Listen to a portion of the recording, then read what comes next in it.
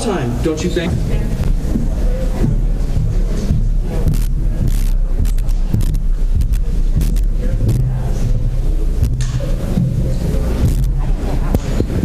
Good evening. Wake up. I'm Kelly Voss. I'm the managing editor for Peru Miami News, and I'm so happy to see this many people show up. Thank you. That's awesome. Before we get started tonight, we had a 10-year-old get killed by a drunk driver last night in Miami County. She's a North Miami girl. Her name is Sarah Harrell, and she is the granddaughter of our state representative, Bill Friend. So I would like for us to at least take a few moments of silence just to show some respect for that family. Sorry.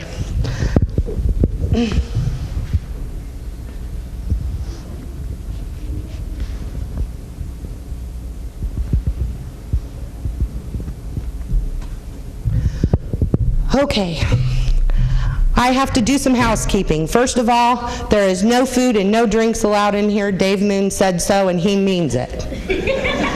Just saying.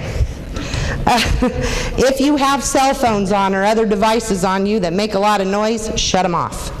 You are not the show. All of the candidates are. So please shut them off.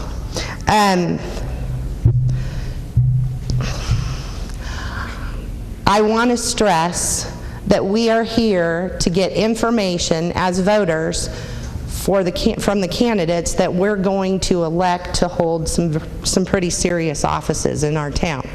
Everybody who comes up on this stage, if elected, are people who decide how they spend our tax money. They decide what happens with our town, with our economics, with our roads, with everything, our schools. So I would like for this event to give you as much information as we can possibly give you so you can make an educated vote in a few weeks. Having said that, I also would like to stress that I want this to be a civil event. We're all adults, we're all registered voters, hopefully, and we can get information and we can disagree without being uncivil to each other. So I would like to stress that we are not going to tolerate outbursts in this room. Now, we have Dave Moon and all the students from Peru High School have this fabulous new television system in here. They're videotaping this tonight, and it will be airing on Comcast Channel 95, and he tells me it will be up by no later than Saturday? Yep. Yes. So you can let people know if they were interested in seeing what happened and they weren't able to be here for work or whatever reason, they can watch that. What time is that again? He did not give me a time, but I know Channel 95 kind of runs things in a cycle. So we'll put that up on our website as soon as we find out what the times are. So I want to thank you guys for videotaping and being willing to do that. Appreciate it. Okay, so we have been taking questions from the public on Peru Miami News since the primaries. And people have submitted questions and questions and more questions and more questions. And we decided that we would like to have a committee of people from the community, volunteers, and we wanted them to represent all of the parties. And so we have a committee formed we put in charge, we handed them all the questions, and they'll be getting the questions if any of you submitted them when you came in tonight. They have selected what questions will be asked of the mayoral candidates tonight. And I'd like to take a minute just to recognize them if I could. We have Heidi Wright, Vonda Oldacre, Dee Morgan, Ron Ryland, Brandon Rue, is he in here yet? Oh, there he is. Wow. I tried really hard. I spelled it right. That doesn't count, does it? Jeff Sinkovics and Jason Bowman. And these are the people who will be selecting which questions go to Dave. Okay. And by the way, thank you very much for volunteering to do this. We appreciate it. Okay, so tonight what we're going to do, if you notice when you got here tonight, I gave you, or had them available for you, there's a sheet out there with all of the candidates on it, and I gave that to you so that you could see who is running for what office.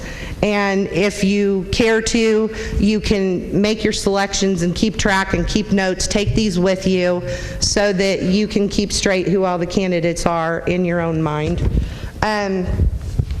I invited all of the other candidates, not just the mayoral candidates, tonight, and I want them to each come out.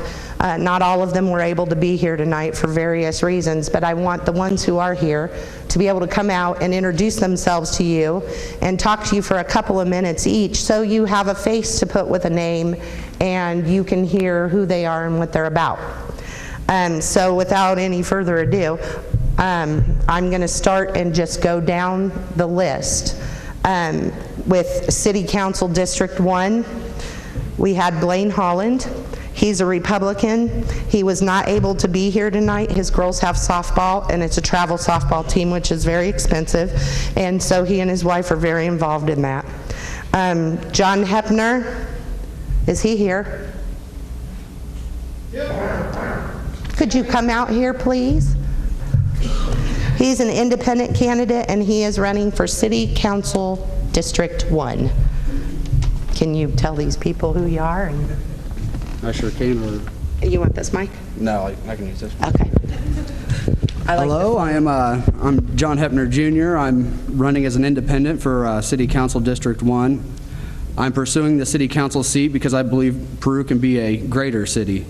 I believe we can work together and make Peru a desired destination, one in which people can come from surrounding counties to visit or even relocate and spur economic and cultural growth. One of our major drawbacks is the lack of higher wage jobs. We as a community need to be more open for business and not be scared of change. Higher wage jobs and growing our workforce need to be our biggest focus right now. I also believe that having city festivals and growing the local farmers markets will attract more people to our community and boost local economy. The local skate park was a wonderful, long overdue addition to our city. Although there is some concern over the crowd it was attracting, it's still a wonderful addition to our community and gives our youth an activity that isn't costful to themselves or their families. I feel we need more local places for free family recreation. The railroad property behind the old bowling alley could be a great opportunity to expand the Riverwalk and connect West City to the current Riverwalkway. The surrounding counties have pools, parks, and festivals, so we need to strive for better. I want Peru to be a destination for family and business. I want the people of my district and Peru to know that I will have an open door policy, that I will listen to them and strive for greatness with them. It may just be simple ideas that turn into great ideas. Therefore, I want to hear from you, and I want to know what your concerns are. I plan to be the voice of my district. I will be informative, transparent, and address all questions and concerns of our community. If we are going to grow, we need to work together.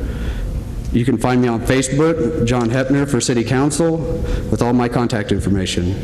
Thank you for this opportunity, and good luck to all the candidates. Thank you, Jen. We'll now move on to City Council District 2. Tom Guston, our Republican candidate, is unable to be here this evening. He's been the choir director apparently at his church for 32 years, and it's on Thursday nights from 6 to 9. He doesn't miss it. But we do have Jamie Edwards here, who is the Democrat candidate for City Council District 2. Do you want, I have a walk around mic if you want. Hi, I just want to tell everybody thank you very much for taking time out of your Thursday evening to come out and be a part of this. It's hard to tell if it's more than last time, just because it's a bigger area, but you taking time out of your family time tonight and dinner time and coming to do this, it just shows that you're interested in things and that you do want to gain more insight into what some of these fine people can do and what kind of changes can be made. Some of you probably that know me or work with me or know what I do or have been involved with me at work probably know why I'm out here and why I'm running for city council. Others of you who don't know me or didn't grow up with me here in Peru, don't know anything about me, wonder why is she running for city council? Is she good at politics? Is this going to work out? What's she going to do? I do want to take this opportunity tonight to let you know just a little bit about why I'm running for city council. So just a little bit about just an introduction. I'm Jamie Edwards. I'm 40 years old. I'm married to Brian Edwards, and he is a fireman at the Peru Fire Station. He also works at Duke's Memorial Hospital. He's a registered nurse. We've been married for we've been together for over 2 decades now. We have 5 children, and they're very ornery. We have 1 grandchild. And like I said, I've lived in Peru all of my life. I graduated from Peru Community Schools in 1993. I went on to Indiana Wesleyan University and obtained my bachelor's in social work. It's difficult to stand up here and not tell you a little bit about my past and try to tell you why I'm running for city council, because my past is the reason why I'm here. When I graduated from high school in 1993, I had a 10-month-old daughter. And, you know, that kind of sets you up for a lot of obstacles. And so it was at that point that I became very determined to figure out how to find solutions and how to make things work and how to get from point A to point B, and maybe even to make it look good. And so when I went into social work, I found out that there were skills that you could do, you could work on, you could assess the situation that you're in, and your situation doesn't have to determine your outcome. So over the last 18 years, that's what I've done. I've been able to share that with the youth in our community because I work at Peru Community Schools, and I've just been very passionate and very driven for teaching those skills to kids and letting them know that it doesn't matter what's going on at home. It does matter, but it doesn't determine where you go. You can make changes, you make your own choices. And so sitting here like many of you a couple of months ago, I started going, what's going on? What is, yeah, a lot of questions. A lot of them were posed to my husband, who sat out on the couch and said, I don't know. I do not know the answer to that. And I said, who's advocating for these people? Who is? And that's the social worker in me saying, who's questioning, who's advocating, who's doing something? And so soon the statement to me was, maybe you should. And I took it very seriously. And I said, maybe I should. And they thought I was joking the first day. And then we woke up the next morning and I said, nope, not joking. So that's why I'm here. It's very serious to me. I'm very passionate. I'm very determined. I feel like what I do know, I know that social work is not politics. It's not the same thing, but it's very similar. It comes down to advocating for people, finding out what is going on in a situation, being solution focused, and if solution A doesn't work, we're going to move on to solution B, and if solution B, and so on, until something works for this community. So thank you for the ability to introduce myself tonight, and if you know a voter in District 2, get them out, get them voting. Jamie Edwards, thank you.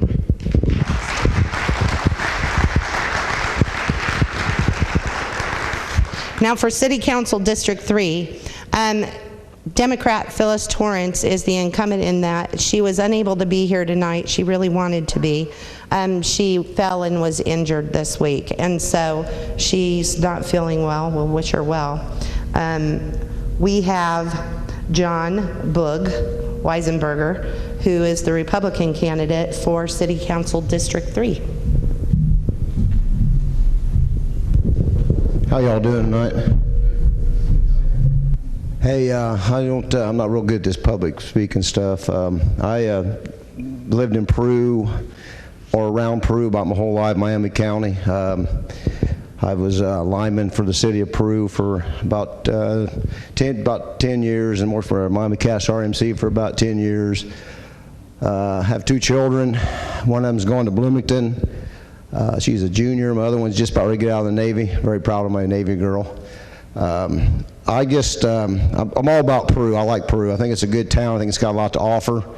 I just like to see it thrive, go places. We're set right in the middle of, a Mecca right here. We're 2431. Got, that area should, develop that area, try to get some business in here. But like I said, I'm not going to make no promises. I've never been in office. I've always been fascinated by politics. I thought I'd give it a try. I think that Mayor Walker's done a great job with the city for the last 3 campaigns he's been in. But like I said, I'm not real good at this public speaking stuff. I just really would like to see this town flourish, go places, get some jobs in here for these people around this town. I mean, everybody goes to Kokomo, they go to Fort Wayne. There's no reason why we can't get jobs in this town. I mean, we need jobs. I mean, because of my daughters, I'd like to see at least one of them try to come back to this town and make a home out of it. I mean, it's been good to me for 55 years, and but I really, that's about the main reason I'm running, just to see. I'm out for the good of Peru. I like to see this place go someplace. I mean, we got reservoirs, we got golf courses. We have, there's just a lot of stuff to do in this area, and we need to take advantage of it. And that's about all I got to tell you this evening. And thanks for your time.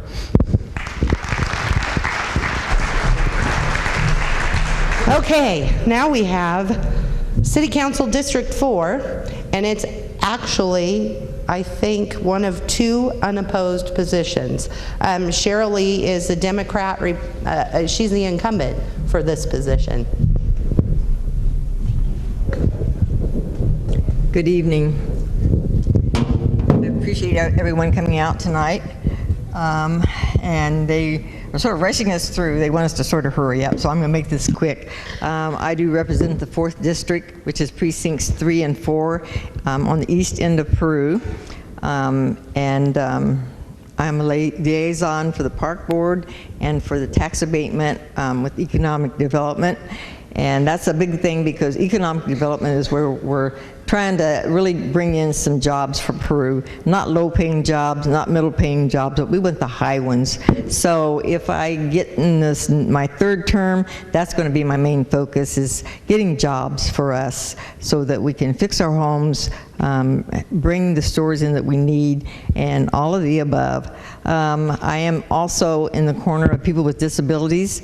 I have one myself, and I work with Harvesting Capabilities, which is a local organization that's set up to help people. We have a new location, so that's what I'm working on now, and I think that I'm going to close it for right now, but thank you for coming out, and I ask for your vote. Thank you.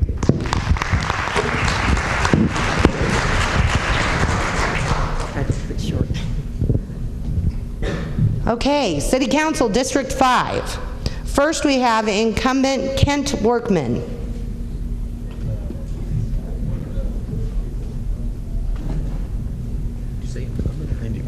I said independent. Did I say independent? Independent. I'm sorry.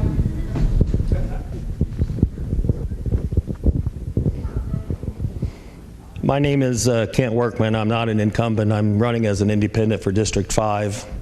I got a short period of time here, and I'm going to make it real quick as possible. And a lot of the stuff, if anybody in District 5 would like to pick up a pamphlet at the intermission, come out into the Commons area and see me. I'm going to say that one thing I want to get across, though, is that I'm an honest person. I'm going to be quite honest with you. I'm very uncomfortable up here. This thing I'm doing is very scary for me, not just speaking in front of people, but getting into politics. And the main thing I want to share is my reason and my goal for getting into politics, because it's not something I necessarily like. And as I was making my decision, or thinking about it, I was watching the Sunday Politics show, and they have these politicians interviewing them and saying, how do you feel about Obamacare? How do you feel about ISIS? They'd never ask, how do your constituents feel? And I know you may think this has nothing to do with local politics here, but I think it has a lot to do with it. Just from observations and things I've seen, I just feel like we've gotten away from government as it was meant to be. And So I don't want to read this, but I'm going to have it in front of me because I put a lot of thought into this. I'll just read this. Please vote for me only if you trust how I'll represent you, and vote for me if you're willing to commit to doing your part in providing your input or concerns while I serve you in office. Sounds like a regular thing or just something every politician would say, but I really mean this. I am a very outspoken person. If I see something I don't feel is right, I'm going to speak up, and it's probably a fault of mine because it's very time consuming. Takes a lot of energy to do that, and sometimes it can be very disappointing. But as a politician, I can put that behind me because one thing that I think is right is you represent the people. And if as I come, and I might have my opinion, and I'll just read what I have said here. This is what my pledge is, my main pledge. When an ordinance, resolution, rate hike, or new increased fee comes before the council that has a direct impact on the citizens, I will do my best to ask challenging questions. I will try to form an opinion and then share the ordinance and my opinion with the citizens of District 5. My strategy will then be to use the following month to do my best to determine how the majority of the citizens in District 5 want me to vote. My final vote will be how I feel the majority of constituents in District 5 want me to vote, regardless of my opinion or how I personally feel. And you say, yeah, right. Well, I don't know. When I think something's right, I'm telling you what is right is for me to represent you that way. And I will proudly, if it's against my opinion, I will do what the people want. How will I go about that? Facebook. It could be a meeting every Wednesday for people that don't have Facebook, and I will say, this is what's coming up. This is how I feel about it. And if someone wants to do a rate hike, then they need to convince me so that I can take it to my constituents and say, this is what they want to do. You help me make the decision. And it doesn't matter what and I have a lot of opinions, and I will not, that is my promise to you. There's an ordinance, and we're making an ordinance in the Peru ordinance that says no resolution or ordinance shall be passed on the same meeting it was introduced. I don't see that happening, okay? I don't see that happening. And it won't happen because it says it cannot be done without a majority consent. And all I have to say is, no, we're not going to do that. I'm going to take time to get my opinion of my constituents, because that's, to me, that's the way the government should work, and just give it back to the people. You know, my only other thing I got here is, and I really feel this, I mean, people want change and they think you can just vote change in, but just because the new person you vote in doesn't mean they're going to agree, they're going to do everything you agree with, all right? You know, you're going to have disagreements, and there is no right decisions in politics. I just think that we need to take into account the people. And I can't tell you how to vote, but I suggest not just voting for change, but in change in how the government works, is that they listen to you. A vote for a candidate does not mean a voter desires the candidate to make all the decisions for them.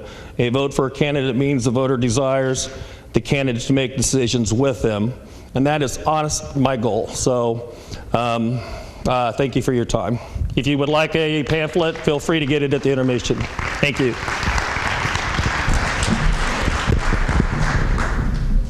Okay, we also have from City Council District 5, Terry Alley, who is a Republican.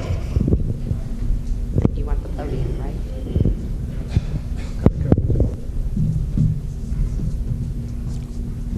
Good evening. I'm glad you folks took your time to come out and see us tonight. I'm presently City Councilman for the 5th District, which encompasses most of South Peru. I'm running again for that same office. We've got jobs unfinished that we'd like to finish. And I'm always proud to live and communicate in the city of Peru. Somehow we're going to increase the communications between the people. I'm not sure how that's going to happen yet, but somehow it has to. We thank you for the evening. Thank you.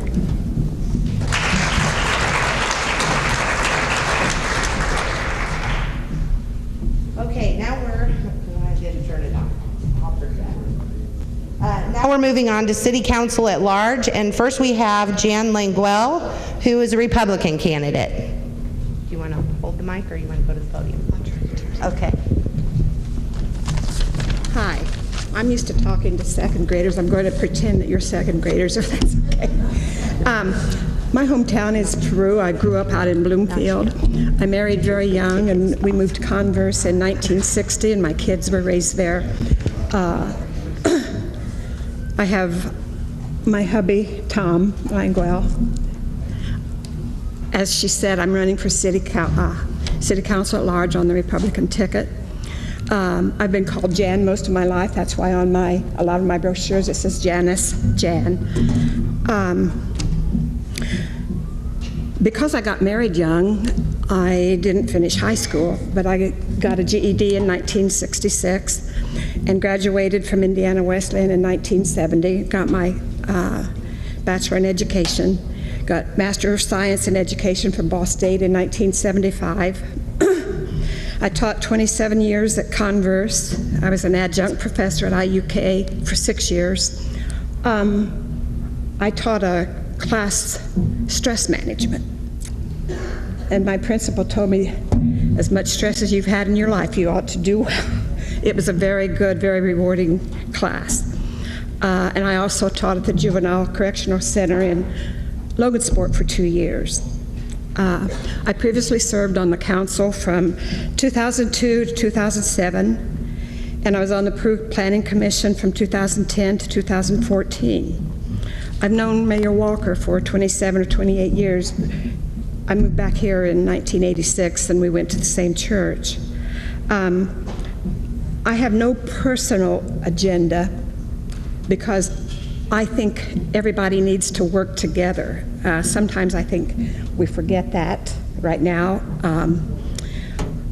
There are a lot of issues that I'm interested in, but a lot of things that are being done, renovation downtown and infrastructure being repaired and getting North Broadway completed. Since I have served on the council, I realize that it's more than just one night a month, because usually a councilman serves on a couple other committees, usually as a board member or liaison between the council and that board. And I know the importance of getting the agenda ahead of time so that I can look over the material and research anything that I may need to know before the meeting night.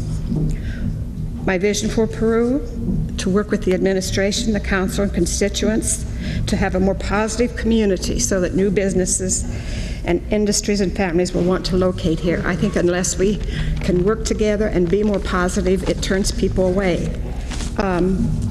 My younger son works in international banking, and they were just here this past week.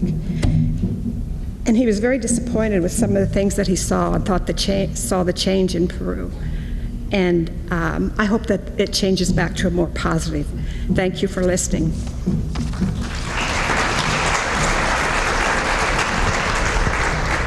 Okay, and also for City Council at large, we have incumbent Republican Kurt Krauskopf. And I should mention to you that only 2 of the 3 people who are running for council at large will get seats on the council. So you're picking 2 of those 3 people.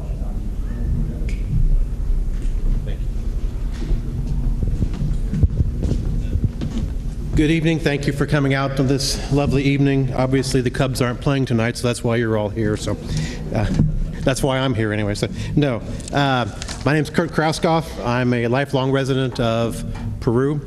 Graduated from Macanaqua, and then graduated with a degree in accounting from IU. Was employed as the secretary, controller, vice president at Bryan Steam for 29 and a half years. I've since moved on. I'm now the loan documentation officer at First Farmers Bank. City Council is basically the money handling division for the city. No money can be appropriated and spent without the approval of City Council. Having a degree in accounting, having been involved with budgets at Bryan Steam, with the circus, at my church, at the YMCA, It seems like any time that there is a committee or a nonprofit organization and they ask me to be part of it, that's where I get put. So I'm very comfortable handling the money. I'm very comfortable understanding budgets, balance sheets, and income statements. So if I see something and I can digest it very quickly, I don't get glazed over and confused at what I'm seeing. So I've been able to make an informed and intelligent decision. I've served on the City Council for 12 years. During that time, I think we've done a very good job in very trying circumstances with keeping the city in the black. There were no times in the last 5 or 6 years that we've had to lay people off. There were no times that we had to turn off the street lights. Other cities were doing that, and through the leadership of the mayor and the city council, we were able to continue to provide all the services that you've come to expect as taxpayers of Peru. So I would like to serve another 4 years and bring my knowledge and expertise back to the city council. Thank you.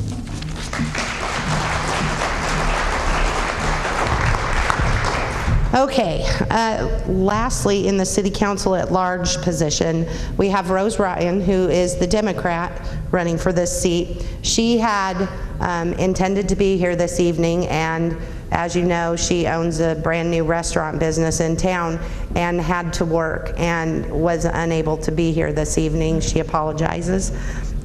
Also running for city court judge, Elizabeth Price is a Republican candidate, and she was unable to be here this evening. So now on to city clerk treasurer. We have 2 people running for this position. Jackie Gray is the Republican candidate, and Tish Soldi is the Democrat candidate. Jackie? Does it matter? They're all live. Good evening. Thank you to Kelly and Dave for hosting this event. My name is Jackie Gray, and I am currently serving my 4th term as City Clerk Treasurer for the City of Peru. I graduated with a bachelor's degree from Indiana University at Kokomo in 1994. That's where I met the love of my life, Pat Gray, and he and I have been married for 22 years. Together we own Gray's Tree Service, and we are co-owners of Holland Towing. We have 3 children, Sherry, Madison, and Wyatt. We also have 3 grandchildren, Rodney, Blaine, and Elijah. We're a very close-knit family, and we're vested in the community, which we feel is a great place to live, work, and play. My goal for re-election is to help see the completion of some of the exciting projects that could be game changers for the quality of life in this community. One of these projects is the completion of the amphitheater in Mechanical Park, a project that is gaining much financial support from businesses and from individuals in the community. Another is the acquisition of this old CSX property. That building, or that property, is located between the old Homer's building and the West City Ballpark, containing several acres. I feel that it is a perfect location for a sports complex and other forms of family recreation that is centrally located between the Riverwalk, the Little League Park, Miami's Fort, and the skate park. Another project is Broadway Landing, an area that is being marketed as optimal space for major retail in our community. As you can see, I'm truly a public servant who is hands-on when it comes to improving the quality of life in this great city. When the state of Indiana implemented circuit breakers and property tax caps, that caused a huge hardship on our community.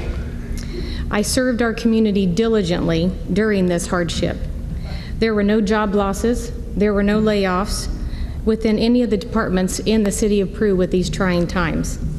This was unlike many other surrounding communities in which jobs were lost, employees had to be laid off, and streetlights were even turned off in some of these communities. We not only survived the hardship, but we were able to provide the same level of service to the individuals in the city of Peru. The state auditor with the State Board of Accounts just recently completed my 15th consecutive State Board of Accounts annual audit for the 2013 and 2014 calendar year. It was very successful. There were no errors, no shortages, no omissions, and there were no negative comments placed in the annual audit. I'm very proud that this audit once again passed with flying colors. Another priority is to stay active within this community and to give back. I currently serve on many boards within the community and volunteer in many different areas.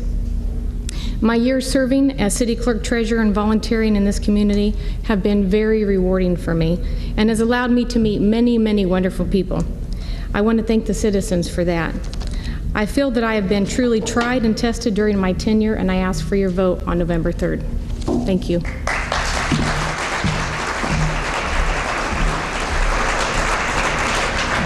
And now we have Democrat Tish Soldi.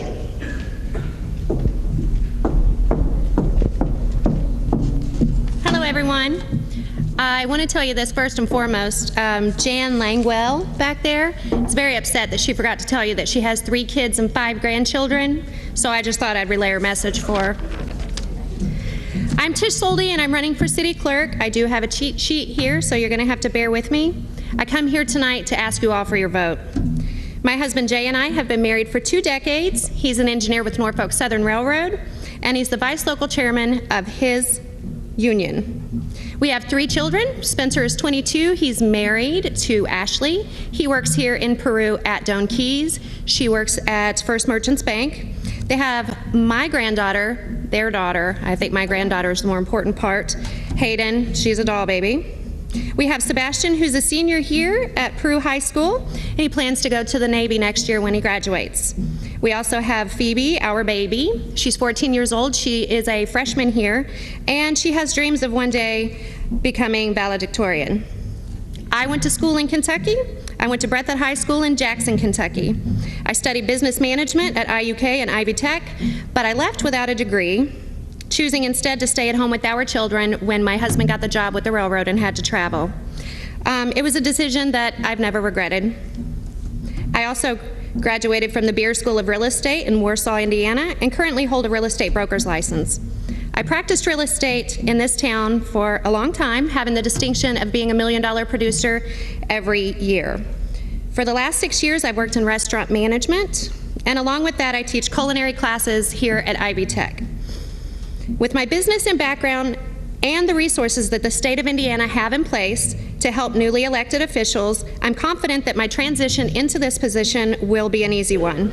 My number one priority is and always will be transparency when I get into office. I plan to use all of the resources of the clerk's office to shed light on how your government works. I will do this by running the office with a strict open door policy and a no-nonsense approach to fiscal responsibility. I will make city records more open and available so that you, the taxpayers, know how your council members are voting, how the city government spends your money, and who benefits from it. Nepotism or favoritism will never be a thing that you have to worry about when I'm in office. The number one question that people have been asking me is, why do you want this position? And it's very simple. I'm tired of watching my neighbors move away. I'm tired of watching businesses and job opportunities leave, and I'm tired of watching our officers be heroes one day and be vilified the next day. I am not a politician. I am a concerned citizen, a citizen of Peru, and I simply cannot, in good conscience, sit on my hands and continue to watch all of this happen. My opponent has 16 years in this office. She's a wonderful lady. I talked to her today back here. She has quite a resume pertaining specifically to this job, but I want to remind everyone here that she once stood right here where I'm standing tonight for the very first time asking for your vote. She too had never been city clerk manager her first time.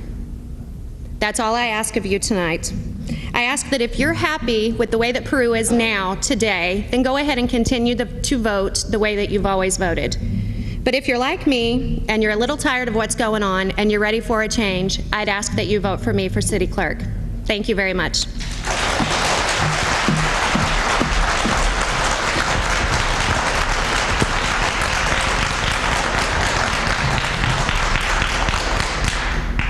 Okay, without further ado, we are going to bring out the mayoral candidates. First, I'd like to introduce Wayne Bunker, the independent candidate.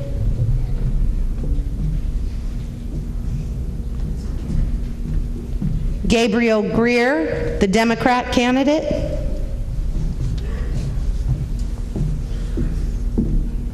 And Mayor Jim Walker, the Republican incumbent. And now I'm also going to introduce our publisher for Peru Miami News, who will be moderating this event for the rest of the evening, Mr. David Macon.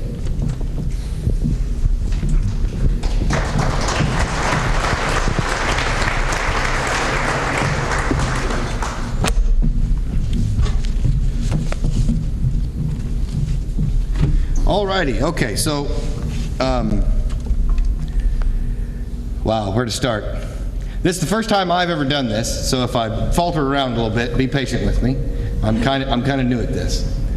So, I want to start with what the rules are for this evening. We're going to give each of the candidates about 2 minutes to answer each topic that comes up, and then they're going to do this in an interactive way. They're going to have a conversation with each other. This ultimately is a debate, and what we're trying to accomplish here is to get them to discuss their points of view with each other, and we as audience members are just sort of a fly on the wall to see how that goes on. I don't have a timer, and I'm not going to hold them to 2 minutes if there's no need to hold them to 2 minutes. If there's more information that we need, we're going to get it. If we're not getting any more information, just a little happiness, and we'll move on and keep this thing going. We want to have this be lively. We want to have it be interactive. We want to get some good information out. And we want to have a good time. Everybody can just kind of relax and take a deep breath, and we're going to get through this, and it's going to be all right. I don't think there's anything else. So let's start. We brought them out in alphabetical order. Let's give them each a brief chance here to make a stump speech and just talk about whatever they want to talk about. So, Mr. Bunker, we'll start with you. Thank you. You all came here for a debate, so I'll keep it short. I'm Wayne Bunker. I was born and raised in Peru, Indiana. I'm a graduate of Peru High School. I'm a graduate of IU with an accounting and management degree. I'm a graduate of Indiana Wesleyan University with a master's degree in accounting and management. I've done many things in my life. I was a firefighter. I was in the United States Air Force during the Vietnam era. I custom built homes. I was the CFO of the Peru school system, and currently I'm a college instructor at Ivy Tech teaching accounting and economics. I'm married. I have 4 daughters and 7 grandchildren, and the reason I run for mayor, I like to see a little change in our town. Short and sweet. Gabe's turn. I'm Gabriel Greer. I'm running for mayor here in Peru because I think we need some fresh ideas and some new direction too. I was born in Peru. I grew up out in Mexico, went to North Miami. After high school, I went to Ball State, studied there for a while, went to London and studied at Manchester College, or I'm sorry, not Manchester. I don't actually remember what college studied at in London right now. But came back and left with a group of journalism students and from Ball State, started a newspaper. Left from there, came back to Peru, and been doing construction for the last 10 years, off and on in Peru. Was married last year, had 2 girls, Lily and Sophie, and as you all probably know, I recently lost my wife. But I've been on city council for 4 years, and I've really tried to keep Peru affordable for families, voted against utility rate increases, voted against some of these permits and fees, and I'd like to do a lot more for Peru. My name is Jim Walker, currently holding the office of mayor. I've been married to my wife Tara for 36 years. We have 2 grown children, Jennifer and Josh. Jennifer and her husband Jacob Bowman have given us 3 great grandchildren, Jacob, Jacoby, and Gavin, and we enjoy spending a lot of time with them. I spent 33 years with AT&T, started out when it was Indiana Bell, and through that time, when I retired as an area manager for Northern Indiana for network operations, which gave me a lot of experience in business and budgets on a larger scale. Also in 1988, I ran for office of city council in my district and was fortunate enough to win that, and spent 12 years on the city council. And then beginning in 2004, I became mayor and held that position ever since. Reason I'm running again, we have some projects we want to complete. One of those being the Broadway landing out on North Broadway. Great opportunities there. Job creation is going to be one of the major factors on that. We also have the amphitheater project we want to get completed. Some park projects, CSX Corporation, we're still in conversation with them to get 40 acres on the riverfront. That'll tie into West City Park. I want to see that completed.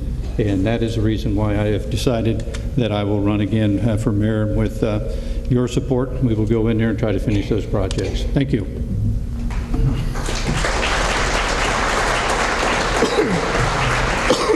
It was Westminster College.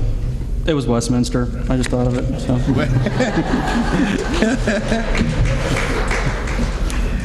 Okay, so the questions that we're going to be asking tonight have come from the community, and there's a lot of them. So to make sure that it's those questions that we're asking, as Kelly mentioned before, we formed a committee that is representative of the parties for these three candidates so that we don't have things getting stacked one way or the other. And what we did was we took these questions, many of them were very similar, as you might imagine, and so we lumped them all into groups and picked the questions that had the most people asking them. And then I suggested some ways that here's how we should ask this to cover that group of questions. And for the most part, they agreed. They've changed the order of these around a little bit. They've added a little bit to a couple of questions. So the important takeaway from this is not Peru Miami News has created some questions to put before these guys. This is us representing the community on behalf of the community to get you answers for what the community wants to know. So that's what we've had the committee working on. Now, you can submit questions right here at the event, and it's my understanding they already have some. And while this is going on, they're going to be reviewing those questions, and they will be selecting some to ask as we get to the end of the event. Assuming we have time, I'm pretty sure we're going to have time. I don't want to get away from here and not be able to ask questions that came up during this event. How they are selecting those, you know, honestly, I don't have a clue. We ran out of time in the hallway getting all this sorted out, and I said, you know, look, you guys just look at these questions and pick the ones that you think are most relevant and most representative of what's going on. So that's what they're going to do. So when we get to those questions, they'll be as much of a surprise to me as they will to you and to the candidates. So to start with, we're going to throw a slow ball here so you guys can kind of get into the rhythm of this. We'll start with Mr. Bunker. Why are you running, and what specific experience do you have that indicates you will do well as mayor? The reason I'm running is, as I look back 45 years, our community has been in a steady state of decline. I'm a number cruncher. When I fought the trash fees in 2012, that's what sort of started me looking at all the numbers.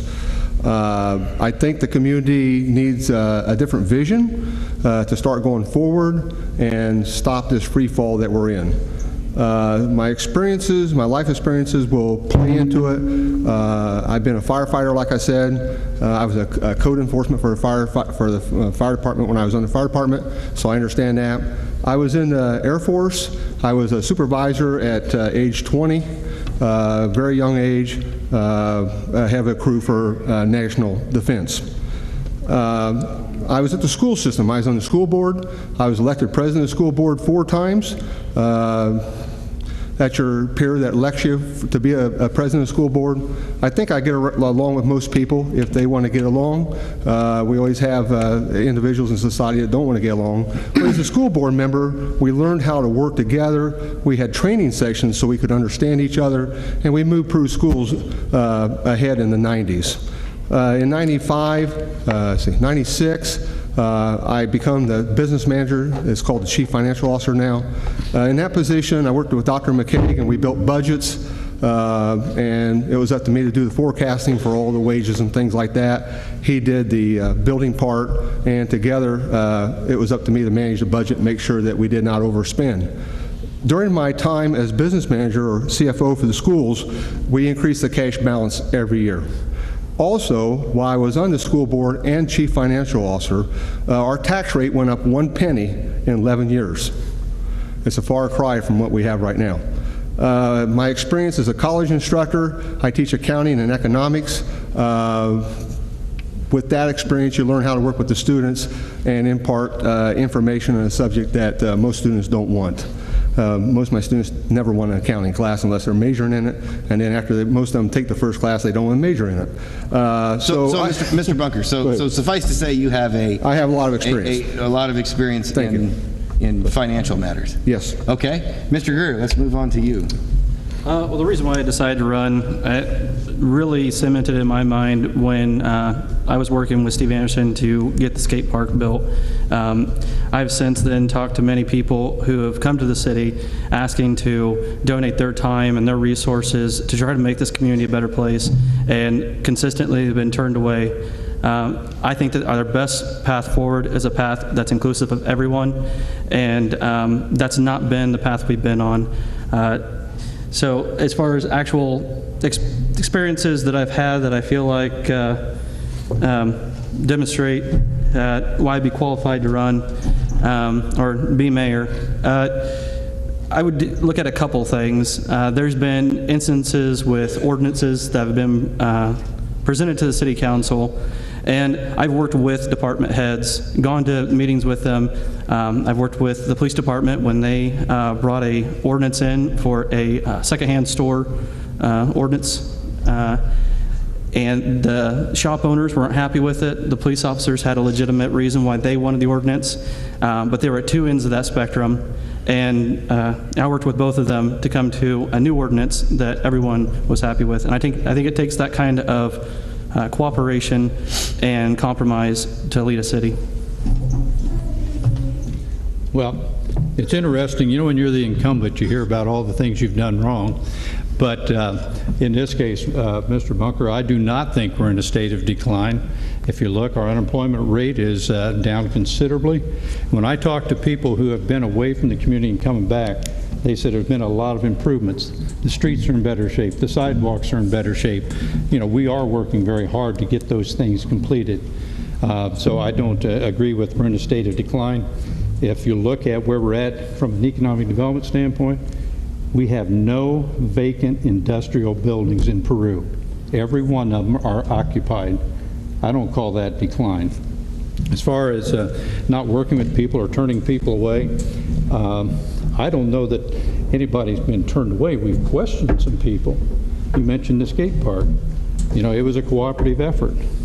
We were going to put up 30,000. These investors were going to put up 30,000. They were going to build a fence around the skate park. We put up our 30. But we never saw an accounting of the other $30,000 that was supposed to come. So if we said we're looking at that, that's not a matter of saying we don't want to work with you. That was the agreement that we had. So, you know, I don't think we're in a state of decline. I don't think we're hard to deal with. We do ask questions, and that's our job. But as far as the rest of it, what kind of job will I do? Hopefully the last 12 years will show you that I have experience in this position. We will work with others. We do invite others to come in, and I think we'll just continue that leadership to into the next 4 years. And I think we're going to see many successes in the future. Very good, very good. So, Mr. Greer, we'll move on into the economic development section. Can we go ahead and start the debate now? I got some... Oh, if you'd like to respond to that, absolutely. Yeah. Absolutely.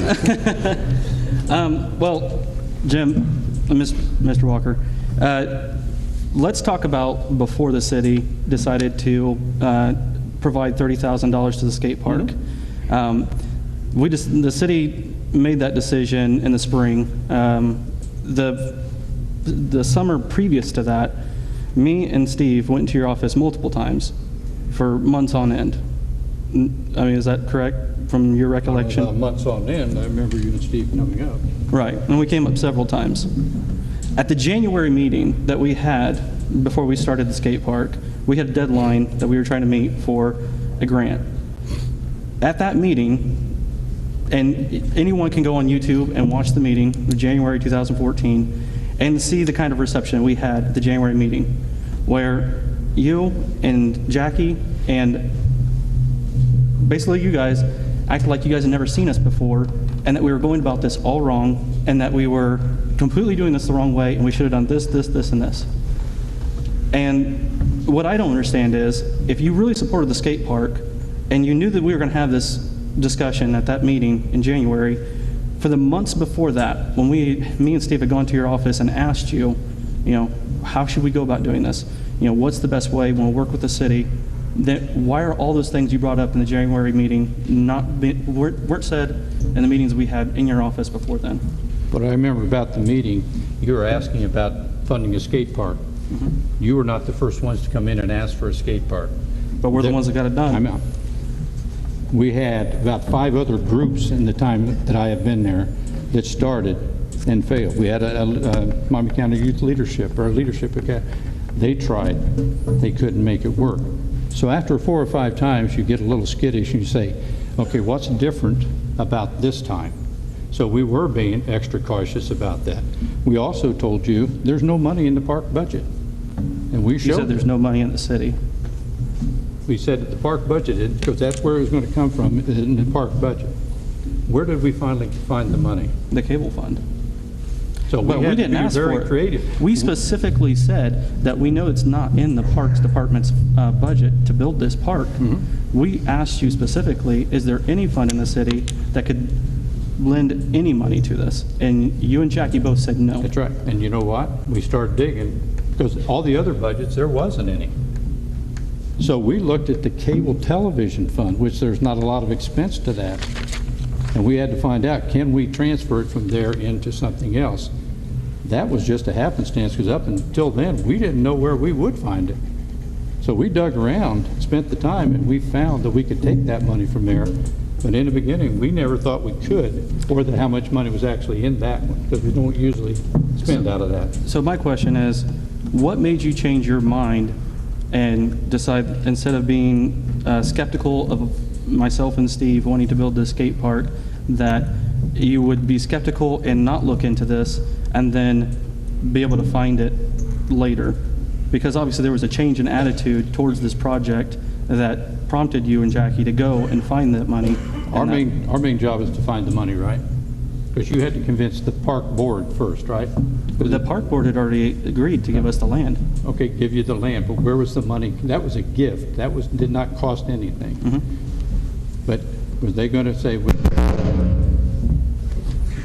that going to come from any other funds? We were just trying, as I said before, we're trying to find out where the sources of money. We couldn't find them in any typical sources. So we kept working. Skeptical? We can call it what we may on that. But when you're sitting in that office, you don't just spend money unless you know where you're going to get it. And it is the best thing for the city of Peru. You'll look at a lot of things before you spend taxpayer dollars. Absolutely. I 100% agree with that. And Steve Anderson and I both gave you and every other member of the city council a packet of about 30 pages. You never received another piece of information about what we were going to do besides that packet. There was no difference from the information that you had from when you were not on board with us to the point when you did find it, because that packet was the same packet through that entire situation. That's what I answered. If you're looking at skeptical in the beginning, yeah, because I didn't know where we'd find it.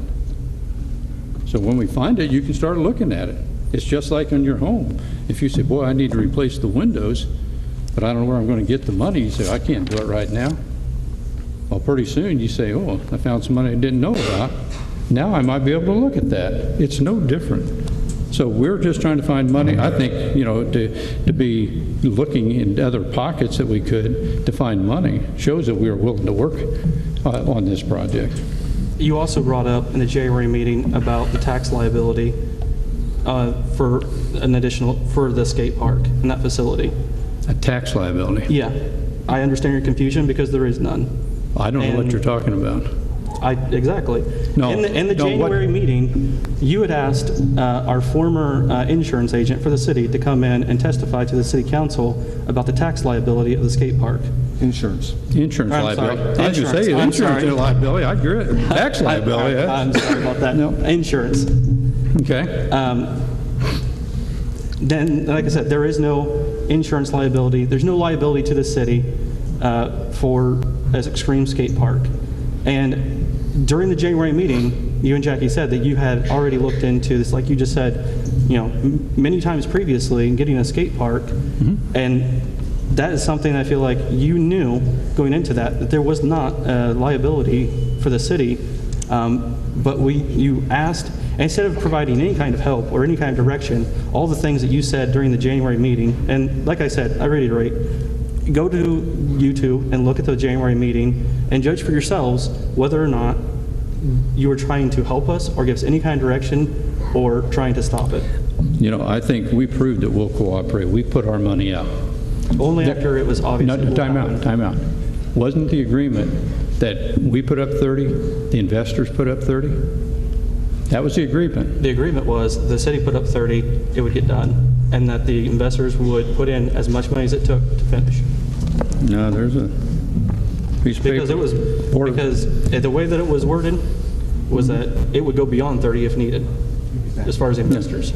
Okay. Let's. Mr. Bunker has a question he wants to ask in here as well. What the agreement actually was on January or on February the 12th of 2014, the Cable Committee agreed to put up $30,000 with two unnamed investors putting up the $30,000 first because the estimated cost of the skate park was supposed to be $60,000.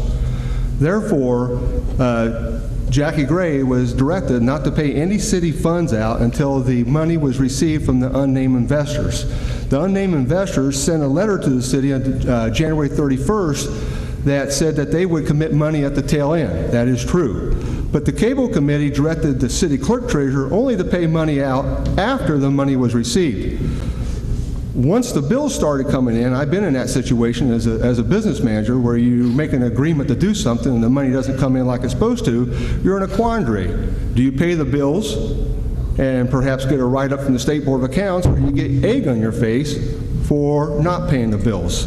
So Jim is right in this case that the agreement was no money was to be put out until the two unnamed investors put up their part first. It never came forth.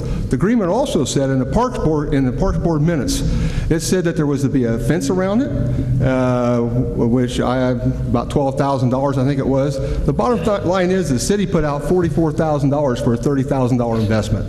And to this day, they have not been reimbursed any of that money. The other thing about the insurance liability, if you go to the Indiana statutes for extreme sports, there is a specific clause that exempts the city from liability, which I think is $700,000. And this skate park that we currently have does not meet that statute qualifications. If you can go up to Akron, they meet it. You have to have a totally fenced-in facility. Our facility is not totally fenced in. It has to be secured at all times when it's not in operation. You have to have a sign stating what the extreme sports law is at every place that you can get in. We currently do not have that. And you have to wear, you shall wear, you must wear, ours says you should wear protective gear. So at this point, the city of Peru is on the limb for $700,000 should a person be injured. Also, Akron requires anybody under 18 to have parental with them there for supervision because of the under 18 part. Other skate parks have a little bit different ages, but Akron has 18. So the city is on a little bit of a liability right now. And the agreement that was directed towards the city from the Cable Committee was never met. You're wrong on the qualifications for the city to meet its exemption. The fence is not a requirement for it not to be exempt, and you're wrong on many of the things about the exemption for the insurance. As far as what that $30,000 in the city council meeting, now I don't know, I was not at the cable fund meeting to hear how it was worded at the cable fund meeting, but at the city council meeting, it was that the city would provide 30, and then the investors would carry the project to completion. And that is the way it was worded in the city council meeting. That is the way it was worded when I voted on it. I was just saying what the official documents say, and you can go to the state statute and we do have liability issues with the park the way it stands. It's a fine facility, don't get me wrong, it's a fine facility, but we just have liability issues with the park the way it stands right now. And if you were a city mayor, you would be concerned about that if you actually read the statute. I think if you understood the statute, then you would understand that we don't. Okay, so those are all very good concerns. It's very clear we don't all necessarily agree on that, so there's plenty of research for everybody to do.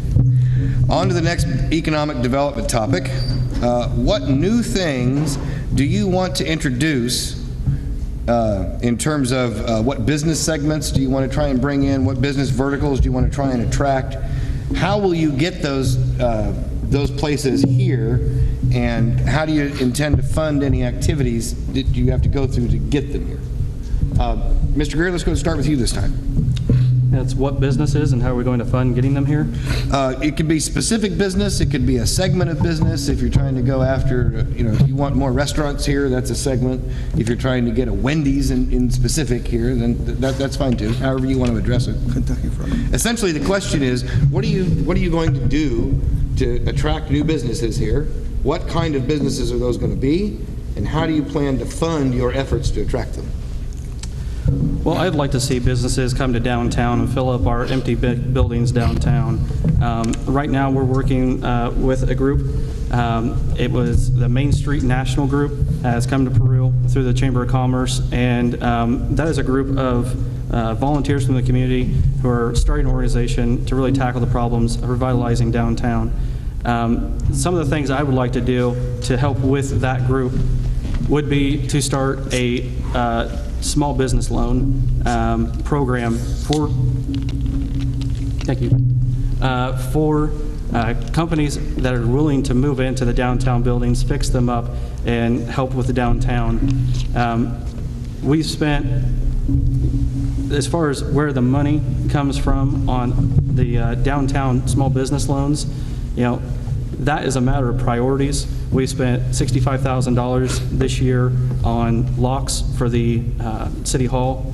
That was a situation where I think that I voted for that night with the information I had, and looking at that was a bad expenditure. And that is something that, their priority that they have now in City Hall was to spend $65,000 on locks. My priority would be giving small business loans to businesses that want to come into our downtown. And I think that would be one of the big differences, what's going on now. Very good. Mr. Walker? Yeah, the $65,000 was a good investment. What we found out was people who even retired 20 years ago still had keys to that building. We couldn't go find them, so we thought we had to secure the building a little better. And while you're doing it, we thought we'd upgrade the system and make it a little easier for access. It's for security of the building. Nowadays security is a big thing, so we tried to secure the building so it'd be safe for anyone who worked in there.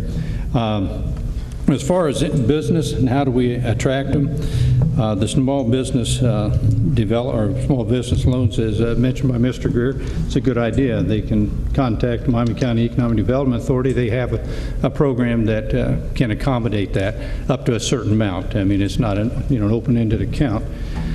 They also have TIF district money. TIF is an acronym, stands for Tax Incremental Financing. We do have one, and it is available for the downtown. It's also available out in the North Corridor. So there is money there to do that. Tax abatements are used to attract industry, and we use that. But to give you an example of the programs we have in place are working, and some of you have probably heard me talk about this, but a few years ago, we were very fortunate to have a Fortune 50 company come to our community, Peru, Indiana, and one place in Missouri. The only two places they were looking at in the world for this expansion. We had the opportunity to sit and talk with them. They wanted to know, what would you offer? They wanted new and improved roads in the industrial park. They wanted to expand their building. They wanted to buy other ground. They needed to relocate an 8-inch gas main. They needed a lot of other things out there to meet their needs and raise the ceilings and all that. We were right there with them. Now, in the end, we didn't get it, and it's disappointing. But I asked them, I said, okay, I got to use this as a learning experience. Where did we go wrong? What did we do, or what didn't we do that you wanted? And they said, there's nothing wrong with what you had. It's just in Missouri, the state of Missouri offered a deal breaker fund. So they were going to go there, but I don't think they actually went there. They're still looking at expansion. They backed off on it. But everything we offered them, they told us we was on the right track. So when you look at some of the funds, like in our seeded fund, which is economic development money, or our rainy day funds or things like that, when an industry like that comes in and they're promising 400 to 500 jobs, you can't say, listen, we don't want to invest any money. So when you look at that, you have to have money set aside, and we do that. We have money set aside to be able to entice that business to come into our community. So the programs are in place. Very competitive business to get jobs in the community. But we are doing a lot of things that are attracting a lot of interest. And right now, the Miami County Economic Development Authority is looking to build what they call a spec building. Because if someone comes down and says, we want to move to your community, what buildings do you have? We say, we don't have any buildings. And that's wrong. If we're going to be in the economic development business, we have to have opportunities. We are providing that. We work very closely with Miami County Economic Development Authority. So I think we're doing the right things. People are looking at our community all the time, and we just have to be ready to get the money that they need, offer the programs that they're looking for, improve the quality of life in the community, things of those natures. That's what we're doing. So, very good. Mr. Bunker. I have an entirely different vision. Let's move this way.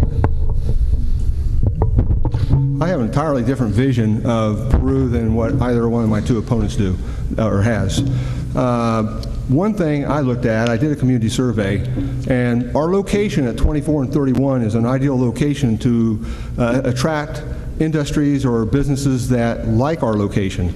24 is the Heartland Corridor, and 31, most people do not know, it's designated as Interstate 67 when they get the 31 project done from South Bend to Indianapolis. So eventually we will be on an interstate status. It may be 5 years, it may be 10 years, it may not be in my lifetime, but it is on the maps if you Google it. So what locates at good junctions? If you look at a 5-hour circle around Peru, it goes all the way to Milwaukee, Lansing, Grand Rapids, Detroit, Toledo, Cincinnati, and Louisville. Is the modern age we live in is distribution. The second or third fastest job and job growth in the next decade, according to the state of Indiana, is logistics. So I would like to concentrate on logistics because of our location. Distribution, we're an ideal distribution center because there's 45 million people that live within 5 hours of Peru, Indiana. Warehousing, and the new kid on the block is order fulfillment. Big block stores are not building like they used to. Amazon.com is changing the whole world environment. Everything's going to, not everything, but a lot of things are going to distribution centers. We have an ideal location. We can get 50 million people almost within a 5-hour drive. So I would like to look at that. To enhance landing people here, I have a proposal to cut the mayor's salary $13,000 a year, eliminate one secretary in the mayor's office and come up with an administrative assistant, and take those two salaries and put it together for a business retention and development coordinator for the city of Peru. That individual would meet with all the businesses that we currently have. I've been told by most businesses they've never been contacted by a city or a county official ever. That particular individual would contact the businesses and see what we can do for our current businesses, because they're important also. But also that person would reach out, and my vision of it would be to go to trade shows and things like that to promote Peru. We've all Googled, I would say, or at least most people in this crowd has Googled, and in a half second it comes up with 456,000 results. How many do you go down? 2 pages? 3 pages? So we gotta get our Peru out there. So the way I would approach that is we would go to logistic trade shows, distribution trade shows, warehousing trade shows, because it's much easier to try to get somebody to look at your community when you can talk to them in the eye and shake their hand and say, we have a wonderful town, we'd like you to come and look at us. Thank you. Very good. So it seems like logistics distribution is sort of a big player for you. Mr. Greer, Mayor Walker, do you have any thoughts on distribution? Yeah, well, if it's all right, on both Wayne's jobs that he's speaking of and the jobs that Mr. Walker is speaking of, we've seen these companies come and talk to us about these jobs and tell us what kind of pay they're going to bring, and the kind of pay that we saw from the industrial jobs that have filled in a lot of these other buildings haven't paid the wages that we were told, and haven't employed the people that we've been told that they were going to employ. And we have spent a lot of money as a community on things like infrastructure and making buildings right out at, through Makita, out at Grissom, and making sure that we have the utilities going out all the way to 21 or 31 and 24, and we're still paying on that debt to get all of those utilities out there. And what has it brought us? What jobs has this brought us? I mean, our economic development that they're thinking on both sides is the kind of economic development that was thriving 40 years ago. And it's a different world now. And I think it would be great if we got 200 jobs that pay $15 an hour. But when we get promised those 200 jobs that pay $15 an hour, we get 100 jobs that pay 10. And we put a lot of money into drawing these businesses in. And just like with this Shell building, that is a big gamble with this community's money. And I really hope that it pays off. I hope that we get a good business in there. But we have people that can't drive down their streets.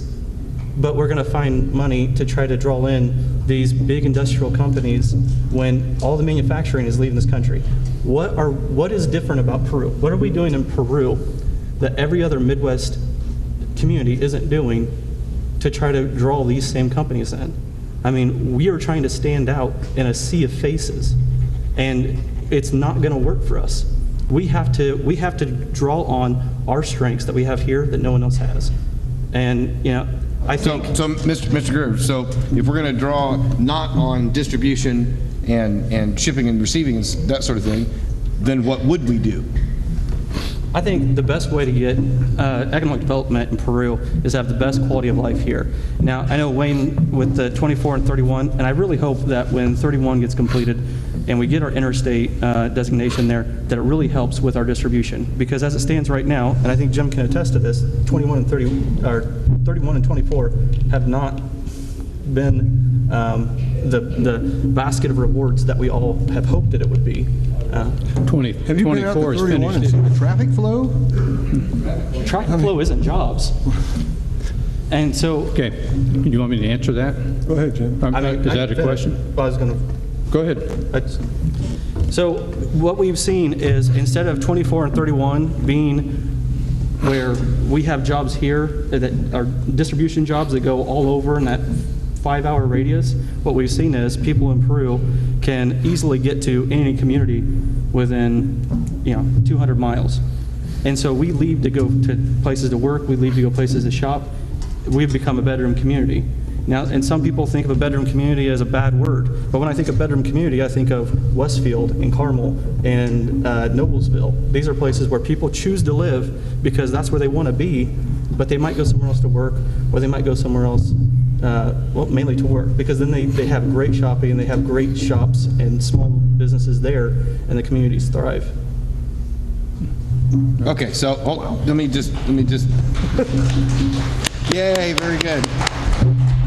Look, they are out there. Very good. Okay, so Mr. Bunker, we hear distribution, shipping, logistics, that sort of thing. Mr. Greer, we're looking at a bedroom-style community. We're going to provide businesses that cater to people that want to live here, so that we can get people to live here, whether they work here or not. Mr. Mayor. Yep. Yeah, the 24 and 31 that Gabe mentioned. 24 just finished in the last few years to get it all the way to Lafayette, and that is completed now. Traffic has increased. If you look at 24 where it lies against Peru along North Broadway, that's the reason for the North Broadway development. And by the way, for those you've been following, Corps of Engineers were in town today. I was tied up most of the day. I did not hear what their results, so we'll find out if that floodplain goes away. That's what we're trying to do, and that'll help everybody that lives out in there. They go get rid of their flood insurance. But as far as 24 out there and 31, you got two major highways. Warehousing and distribution would be huge there. And that's what we're looking at. If you look at the western portion of that, because you have about 1,000 acres out there that can be developed. That northwest corridor you speak of is right along that western edge. The beauty of that, and I'll agree, when we first put that in many years ago, it didn't develop out at the far north, out off 200, the way everybody hoped it would. But that loop system is back. So if people start developing at the west, we can tie onto that and come back to the east with the sewer and the water. And same thing, we have the water and the sewer out on North Broadway. We can go from east to west. If that wasn't out there and you want to develop it, now you got to make that expense at this point. So it is going to pay off. It's taken longer than what we hope, but it will pay off. But I think when you look at what we want to bring into here, you know, we look at all kinds of jobs. And I guess I'd ask you, when you said, okay, they come in promising, you know, higher paying wages and they don't do it. You're on the Tax Abatement Review Committee. Do you ever tell them? Absolutely. You didn't meet? Every time. Have you refused their abatement? Also with refusing the abatement, the one time that I refused an abatement because they were not meeting those standards, I heard about it the next day about the job's lost for that. So it's not something I do lightly. I'm just asking if you've done it. Right. Okay. But anyway, if you look at the 31, you asked me about 24 and 31, I think it's huge. I think today we lay a foundation that we can build the future of the community. That area out there, 1,000 acres, is the lifeblood of Peru in the future. You know, what we do today isn't always going to get benefits right away. But if we can build a strong foundation so that our kids and our grandkids can benefit from, that's what we need to be doing. So it may be a few years before it happens, but sure as heck, if you don't do it now, you're not going to do it 10 years from now or 15 years from now because you may not have the money and that ship's already sailed. So we need to invest in the infrastructure. That area out there is ripe for development. I think you're going to see the warehousing and distribution centers. I think you're going to see hotels and restaurants because we're halfway between Lafayette and Fort Wayne. So it could be a good stopover point out there. The schools are talking about parks out there, soccer fields and things, so it might draw people in out to that area. So that area is going to develop, and I think it is going to be good for the future. Infrastructure like that is great, and I really do hope that that pans out there the way that we would like for it to. The problem is that companies aren't going to come to a community that's dying, and they're not going to come to a community that is having record levels of poverty, record levels of population loss. These are numbers that we are dealing with here. That's a reality for us. And regardless of the infrastructure that we have invested in to bring in companies, they're not going to come if we don't have a community where people want to live. You know, like I said, I really hope that the infrastructure investments we made out there pay off. But in the meantime, the people in Peru have suffered. And I'll tell you what, when you look at population, we have lost population. Okay, gentlemen, hold on just a second here. We're starting to stray away from this. Let me just try and bring this back together here. So, Mr. Bunker, we have logistics and shipping and distribution, that sort of thing. Mr. Greer, we have the bedroom community thing. Let's keep people living here. They can work anywhere they want, but let's keep them living here. So we need those sorts of supplies, new businesses to maintain that. And Mayor Walker, you're focusing a lot on the Broadway expansion and that project. Okay. I have one comment. Quickly. The mayor talks about the landing out there. That whole area out there, when I was on the fire department, that's all muck out there. And anybody that's lived here for a great length of time, we know it's muck out there. Back when we used to allow burning, we had trash fires out there, and we had to watch where we walked when we was putting a fire because you could fall down to a muck hole and actually fall into the fire. My area of development would be where they put the water towers up years ago, would be between Galahans and the jail. We have water towers at both places. It's high ground, it's good ground, it's much less costly to develop than the muck ground. There's nothing wrong with the muck ground for farming, but it's not very buildable. And then another thing, that, real quickly here, when Gabe says we can't get those businesses in here, you drive over at Gas City and they have probably 5,000 population. Because they're on 69 right there, they're getting one distribution center after another when we're missing it, and we have 2 highways that they can go any direction. They have interstate. Okay, so I want to take just a pause here. This is, we're you know, things go a lot better online. I've got timing and planning down, everything's much better online.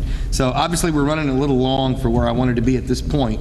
So I'll just ask you, the audience, how do you feel about this so far? Are you getting answers? Are you, no? Not getting answers?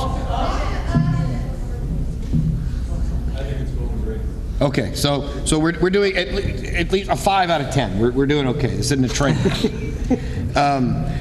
It's 7:27 right now. We were shooting to get this over with at 8. Do you want to stop and take a quick break real quick, or do you want to keep going and drive on?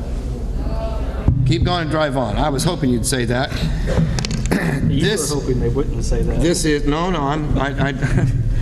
I'm not looking forward to this part. This is going to be probably the most dramatic of all of this. But if we don't do it, then we would definitely be amiss if we don't bring this up. So we're gonna tread lightly here, and I'd like to ask the candidates, as you speak on this subject, be clear. Try not to step around this. We want to. There's a lot of question about this, and we want to get some serious, direct, straightforward answers. And that brings us into the Peru Police Department section. So listen carefully as I ask this. Why have so many officers been fired or received major discipline in the last few months when we've seen so little of it in the past? So I'm not asking why did this particular officer have something happen or what went wrong in this particular case in a general sense, because we have a larger number of people, almost a group, you could say.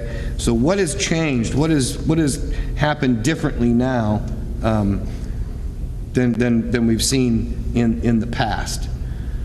So the next person in line to start, I think, is Mayor Walker, but I don't want to start there. I don't think that's the place to start with that. I want to see what we have from the other field, and then we'll let you wrap this up. So, Mr. Bunker, if you want to start with this one. Such a lovely question to get first.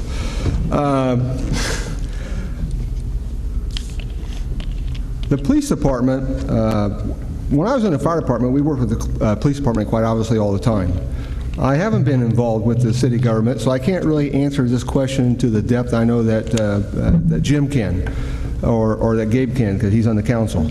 But I think that we need respect on all sides. We need respect from the city administration towards the police department, and we also need respect from the police department to the city administration.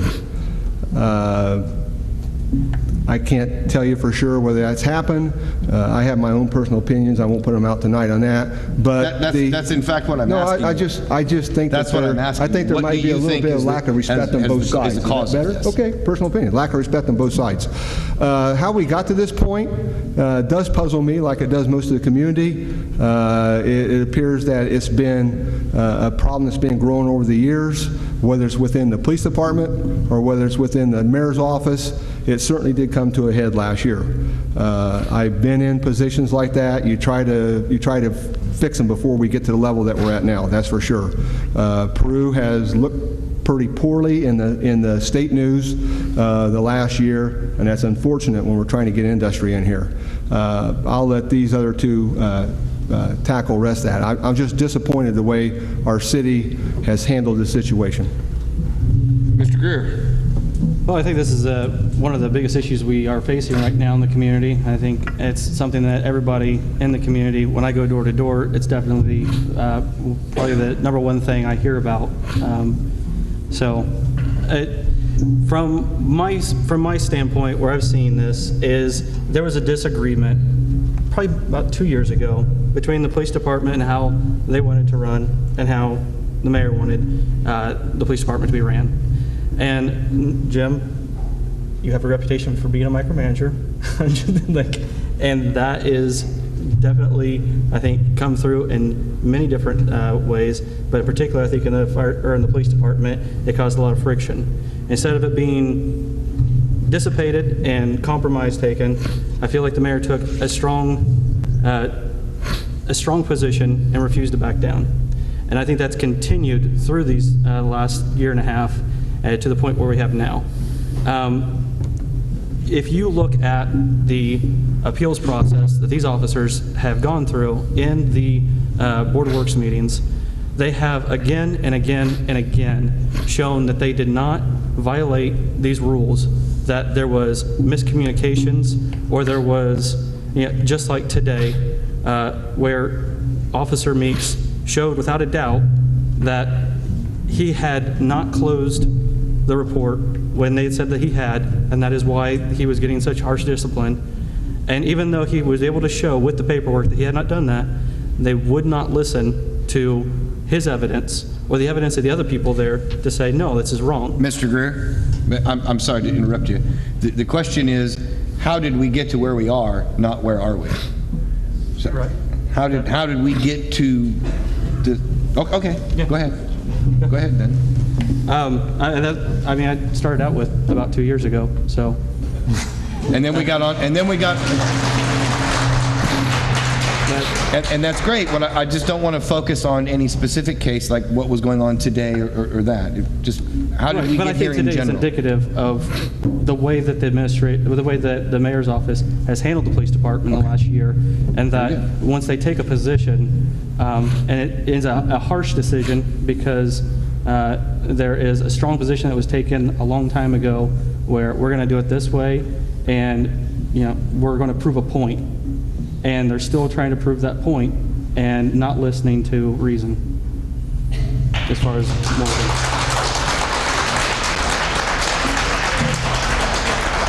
Very good. Mayor Walker? Oh, one other thing. Oh, I'm sorry, go ahead. I just wanted to say too, I was happy to receive the FOP's endorsement tonight. I spoke to the FOP and got all but 3 votes from our local Peru FOP.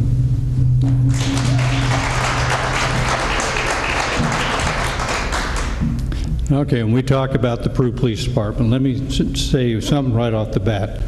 There is no witch hunt going on. People are saying that I am mad about something and I'm going out after these officers. That is not true. Things come to us as a chief brings them to us or the Board of Works. These are some violations that occurred. This is what the disciplinary matrix says. The disciplinary matrix that is being used was not developed by me. It was in place before Chief Rainey came to the community. It was developed by the Peru Police Department. I'm not saying that to point a bad light on the Peru Police Department. I respect the job that they have to do.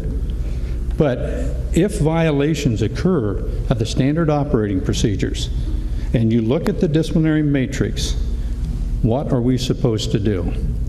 You say, why is it just in the last few months? Because Chief Rainey was brought in not to be a headhunter.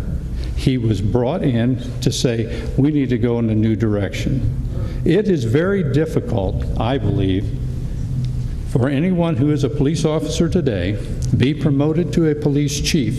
He works with these guys every day. Is there going to be more discipline that way if discipline is needed? They become friends, and they should. They all work together. So I wanted to go a different route and bring in someone that has a fresh approach to this situation. When there are things go wrong, he does come up and talk to me about it. If you think I'm micromanaging, I don't think I am, but you said as mayor, you have to have an idea how you want the city to run, and you have to talk to your department heads. Why would you appoint a department head that's going to disagree with you all the time? You have a vision. You're the one that's gotten elected. You're the one that's going to not get reelected if they so choose. So you should have your ideas. You have 4 years to get that done. So it's not micromanaging, it's just picking people with similar thoughts. But so as far as the stuff with the Peru Police Department, we all wish nothing would happen.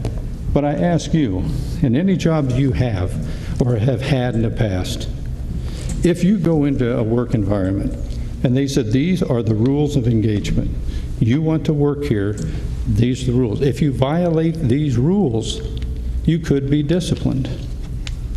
You know, people in Peru have been terminated. I don't care if it's what has been within the city of Peru over the last few years, or if it's been at Square D, or if it's been a teacher since we're here in a high school. Do you hear about it? No. You're not hearing about it. But when we have a disciplinary hearing for one of the folks in the Peru Police Department, you know, lights up Facebook and the Tribune and every place else. It lights it up. You know, all you have to do is come in and listen to what we're trying to do. I don't want to see anybody unduly harmed. We are just looking at the matrix that is there, devised by the police department. If it's violated, we're applying the appropriate discipline. You talk about today, we didn't even have to offer it was just a review. It's not a hearing, because it was, you know, less than the minimum amount or the maximum amount. So anyway, the hearing or the review was given today. We granted a review. And how many days was he suspended? There was 5 and 3. So 8 days. You could say 2, 2, and 2, but it's 8 days. I just said the chief has that discretion. Right. So what I'm saying is there are rules just like anywhere else. The fire department has rules. The street department has rules. The park department has rules. Every department has rules. And one of those rules is if this I'm trying to is talk over to him. 5 days, then they should I get did not interrupt you, Gabe.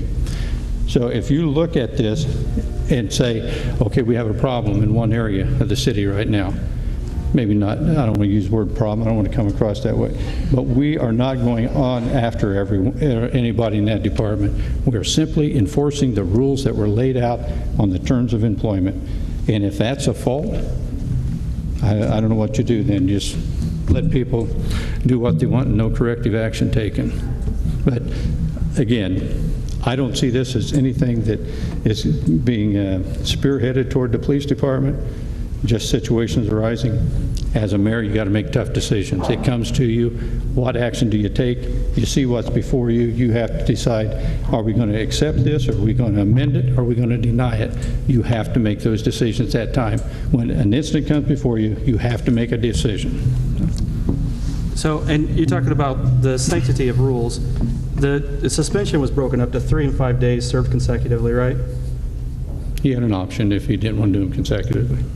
But he was suspended for 8 days. And part of the rules is if you're suspended for more than 5 days, you do get a review. Or you do have that option of having a review for the board works. Okay. I just because the review was taken. It was there today. I know, but you said that you didn't have to do that. No, you know, and in review, typically you don't. And that's the kind of rule bending and manipulating a circumstance to say, well, you know, because you can take any set of rules and go after somebody, no matter where it is, whether it be the matrix that this department came up with, or it be any other employee handbook. As a manager, as somebody who's overseeing employees, you can use those rules to go after employees. Everybody knows that. And if you're insinuating I'm going out after individuals, I am not. I am insinuating that. Pardon? I am insinuating that. Well, you are wrong. You are wrong. You are misguided in your opinion. I think that people can see it for themselves. I guess the whole difference here, here is that Gabe has never been in a leadership position or a supervisor position to the level that Jim has, for one. And I do give Jim credit because he has been in a supervisor position for 12 years, and he is the mayor, so he does have that due respect. I was in a supervisor position for 2 years in the United States Air Force as the air supervisor for national defense up at Duluth, Minnesota. And when I was on the school board and I was president, we did fire a teacher while I was on the school board, and Dr. McCabe come to me and he asked what did we want to do with it. And what I first requested is that we got the teacher in and talk to her and see if we could come up with a compromise, just put a note in the file. Well, guess what? They wanted to fight it. So the school board heard the whole process. We went through appeals, and the schools eventually prevailed on it. If you've never been in those positions, you don't understand what it's like to be in that position, number one. Number two, I think when I was at the fire department, when I talked to some of the ex-fire chiefs. We never got those issues out of the fire department because you went into the chief's office, and when you come out, you didn't feel as good. So I don't know what's going on at the police department per se, but there seems like there's a lot of turmoil or a split within the ranks of the police department that should have never occurred to start with. Whose fault it is, I don't really care. If I get to be mayor, I'll appoint a chief in there that takes control of the police department, and you won't see the mayor's department in there at all, because the chief should have the respect of the mayor, and the chief should have the respect of the guys. If they don't have the respect of the mayor and they don't have respect of the guys, you're in the mess that we're in right now. And Wayne, you're absolutely right. I do not have as much experience as being a mayor as the mayor does. But if you look at where we have gotten with the experience, then I think it speaks for itself. We are not getting these new jobs. We are not experiencing population growth. When you go out and you talk to the people in Peru, we're on police game. Okay, thank you. And all right, I guess. Okay, so we have more questions to get to here. So he'll get us back to it. There is some definite turmoil going on. So the next question we have is, how do we resolve the now morale issues we have because of the actions that we've seen go by for the last several months here? How do we now take the level of morale we have in the Peru Police Department and improve that? What would be your plan of attack on that? And Mayor Walker, we skipped starting with you a minute ago, so we'll start with you now. No, you know, and that question was posed in another event I was at about the morale. And I said, you know, if you look at, we have about 100 employees with the city of Peru. I would say a large majority of those don't have a morale problem. So, you know, if you're working with a group of people and you have employees, I would say the majority are content. And did you say, why are they content? I think they have good working conditions. They know I have an open door policy, that they can come up and talk to me. We have a good benefits package. They get a good wage. The longevity program is very beneficial to them.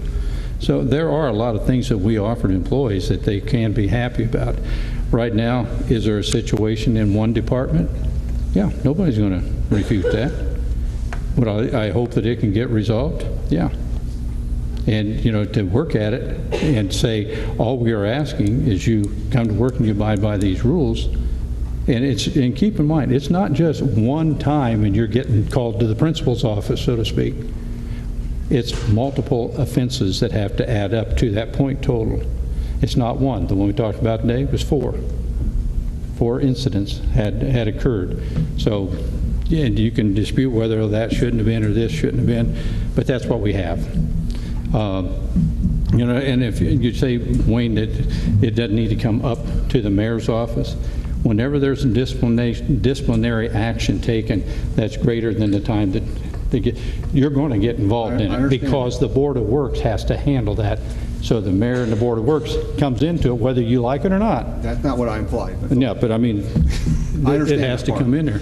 But, you know, as far as the morale issue, you know, continue to treat them fairly, give them the equipment they need. I don't think anybody in the city of Peru can say, we got poor equipment, we work in unsafe conditions, because we can provide, you know, it's basically public safety. We give them the safety equipment that they need to do their job right. Street Department has better equipment, a better fleet right now than they've had in years. I can remember when we first started, they had holes in the floorboard. When they drove the plow trucks, the snow came up and hit them in the face. They don't have that anymore. They have safety equipment. We have personnel that goes in and does the mechanic work on these trucks to make sure they're safe. You know, we have a lot of programs for them. So I think the working conditions in Peru are not bad. I want to get this thing resolved with the police department as soon as anybody else would. We don't like it any more than anybody else, but we have to make a decision when things come to the second floor. Yeah, talking about equipment that our employees have.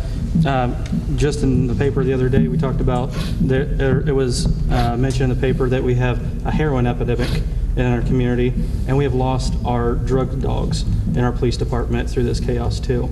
So I think that the chaos that we're experiencing there is having broader implications.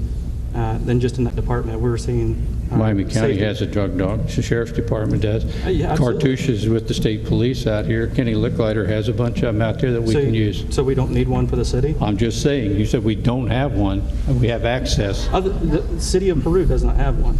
We used to have them. Yeah. We do not have them anymore. But we have access to them right here in our own county, Yeah. right?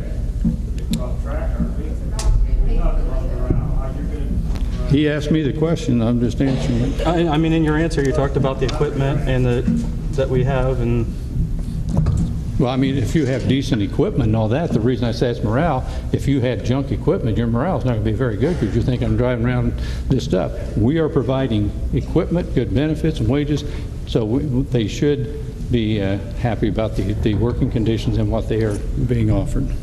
Okay, we got to bring this down around to Mr. Brunker now. Can I get one more final thing? Well, let's try and stay on topic here. We still have more questions. We have questions from the audience to get to. How do you propose to resolve the morale issues? The morale issue. The morale issue, when I was on the school board, when I got elected to the school board in '92, the morale at the schools was very low. And through the cooperation of the board and the administration and all of us and the teachers union all working together, we did build a morale issue because what we did is we built a trust issue.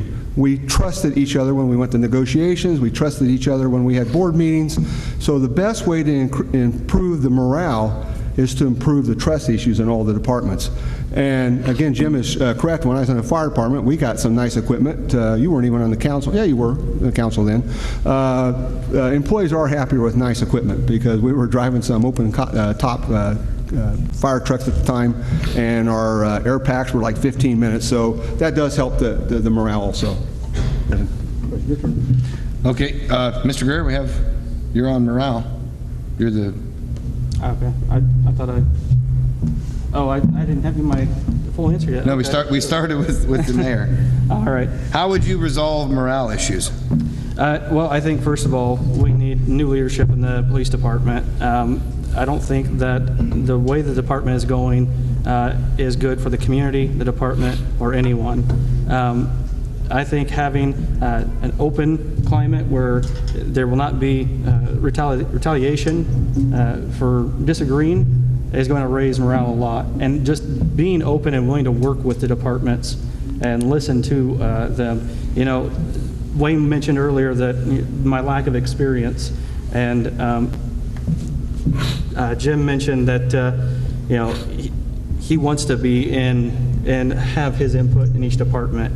You know, I don't have a lot of experience, and one of the things I feel like I will bring is I will listen to the people that have been working these departments for 20 years, and I'll listen to them and not say, I know best, I've been here for 20 years, you're going to do what I say. I'm going to go in with an open mind and really listen to our departments. Okay, so do you have any follow-up from either of the three of you? Can we? Pardon me? Do you have any follow-up from anyone else here? Well, yeah, I mean, when Mr. Greer says, I go in there and say, this is the way it's going to be, or however he phrased that, I don't do that either. When I appoint department heads, and you can ask them, they run those departments. I get involved when there are problems, and that's what a mayor does. But I do not micromanage. You can ask any one of them. And when I appoint department heads, another thing I don't ask what their political preference is. I don't care. I want the best person for the job. So I pick the right people, and I do listen to them because they know more about their jobs than I do. But then if they ask my opinion on something, yeah, I'm going to say this is what I think after you hear all of the information that is given to you. So. Okay, we have one more question under the PPD category. And we'll start with Mr. Bunker. Who will you make police chief if you're elected, and why?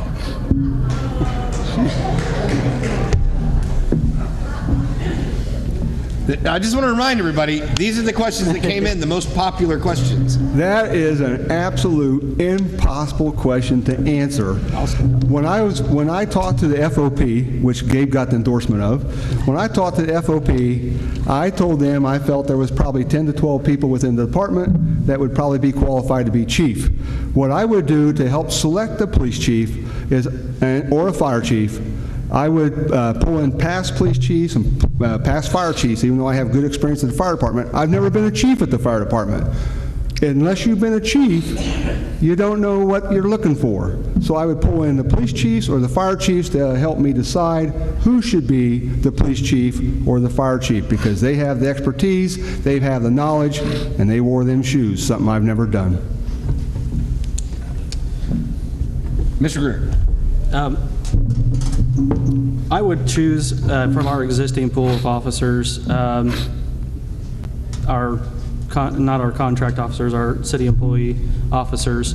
There is 4 officers that I have in front of my mind. They're currently officers that I think any 4 of these officers would make a great candidate.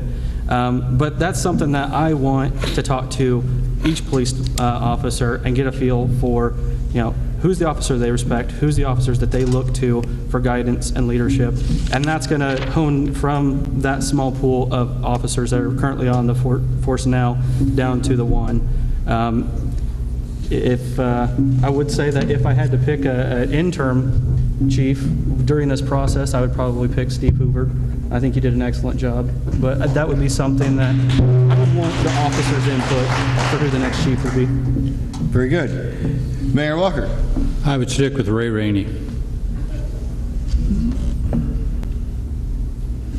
All righty, so that rounds up the quick, Jim. the PPD questions. I still have 6 more questions, 7 if you count the one that is, what are we going to do about all these cats? But before I go on to any of those, right? Apparently the answer is not a pellet gun. Before we go on to the rest of these that we have laid out here, I want to kind of poll the committee here. Have you all got some questions that you think should be interjected here? The committee knows, they have a copy of all the questions that are on my page now. So they should be able to determine, are there questions that we need to pull out and put them in? Yes? That looks like a stack.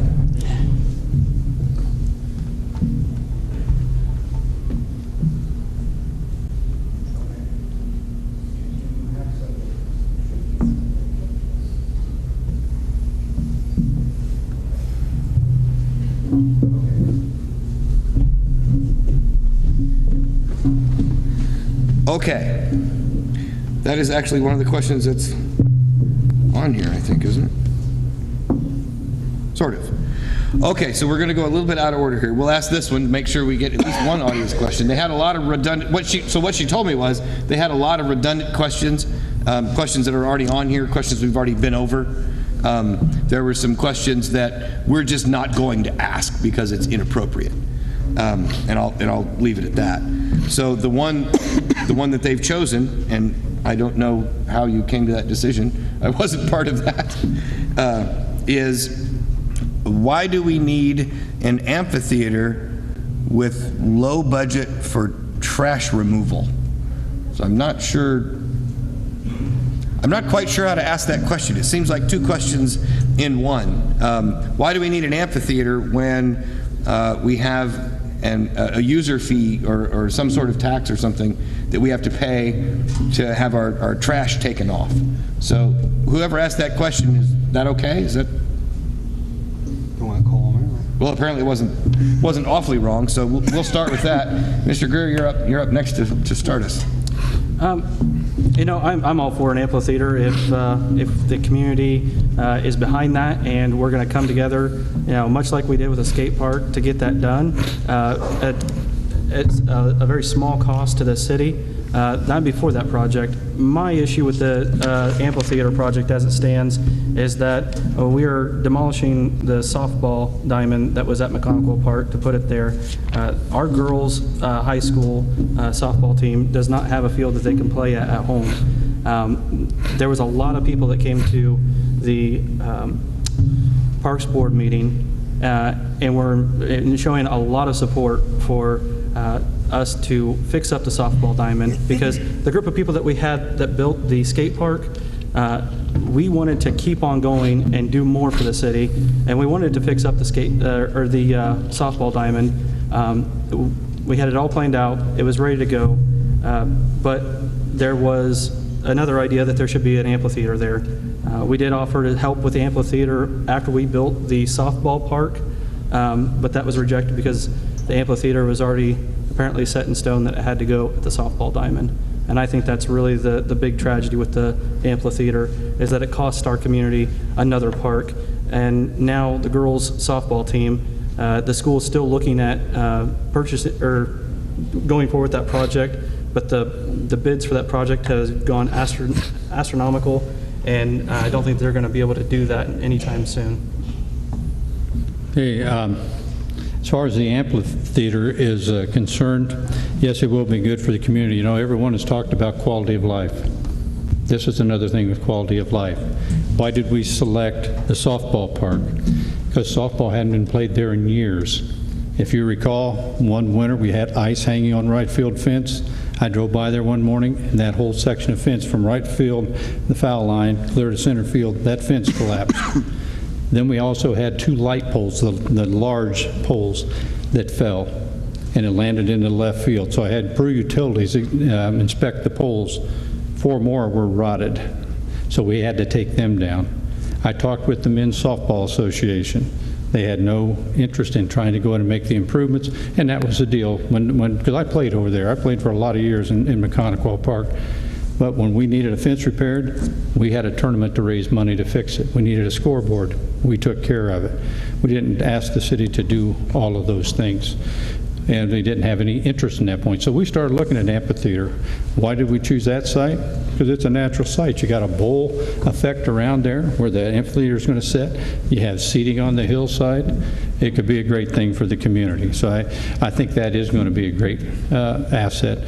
As far as the trash fee, I'm not sure if they want me to. Do you know, David, am I supposed to answer about the trash fee or not? Feel free. If, I mean, I'm not sure how to ask the question. I just don't want to ask it. But so anyway, well, let me answer. When you mentioned about girls softball, we've said all along in this process, once we can acquire that 40 acres from the CSX Corporation between the old Homer site and West City, we want to put those types of things down there. Why there? Because you have West City Park. You can extend that West City Park down into that 40 acres with girls softball and anything else that wants to go in.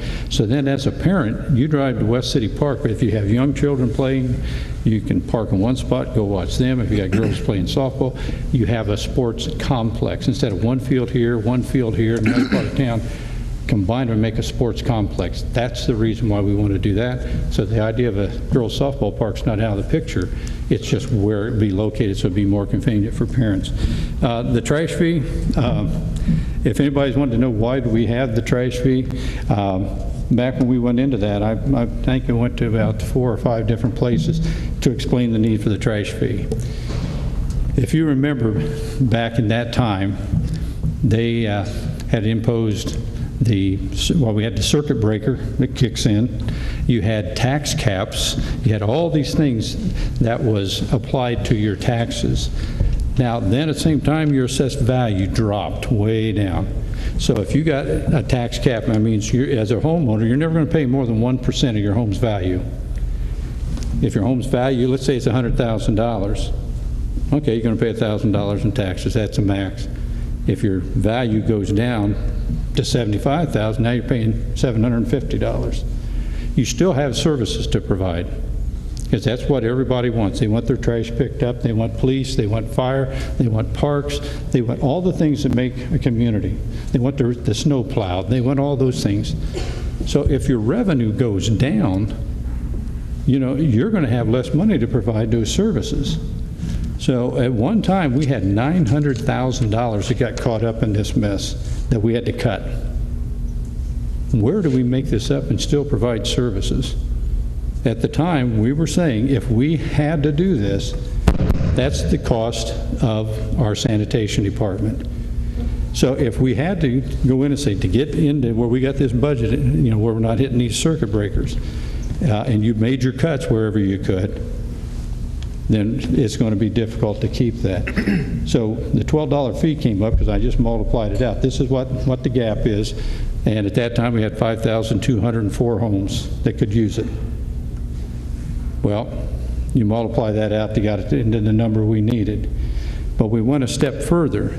We said any business that wanted our services, like in the downtown area, and it wasn't a dumpster, it's just if you had trash cans, we'll pick up your trash for $12. And I talked to some of them, boy, we was paying $85 a month. Well, we just helped them out. If we done away with trash pickup and you had to go out and get your services, we found people, it's ranging, depending on who you talk to, of $25, $35, $40 to get your trash picked up for the month. $12 is a lot cheaper. Now, granted, you say, well, I paid the taxes. Well, when we lost that revenue, plus, at that time, we were having $600,000 of property tax loss because taxes weren't being paid. Now, here's $600,000 you was hoping it came into your budget. Now, all of a sudden, it's gone. They didn't pay them. What do we do?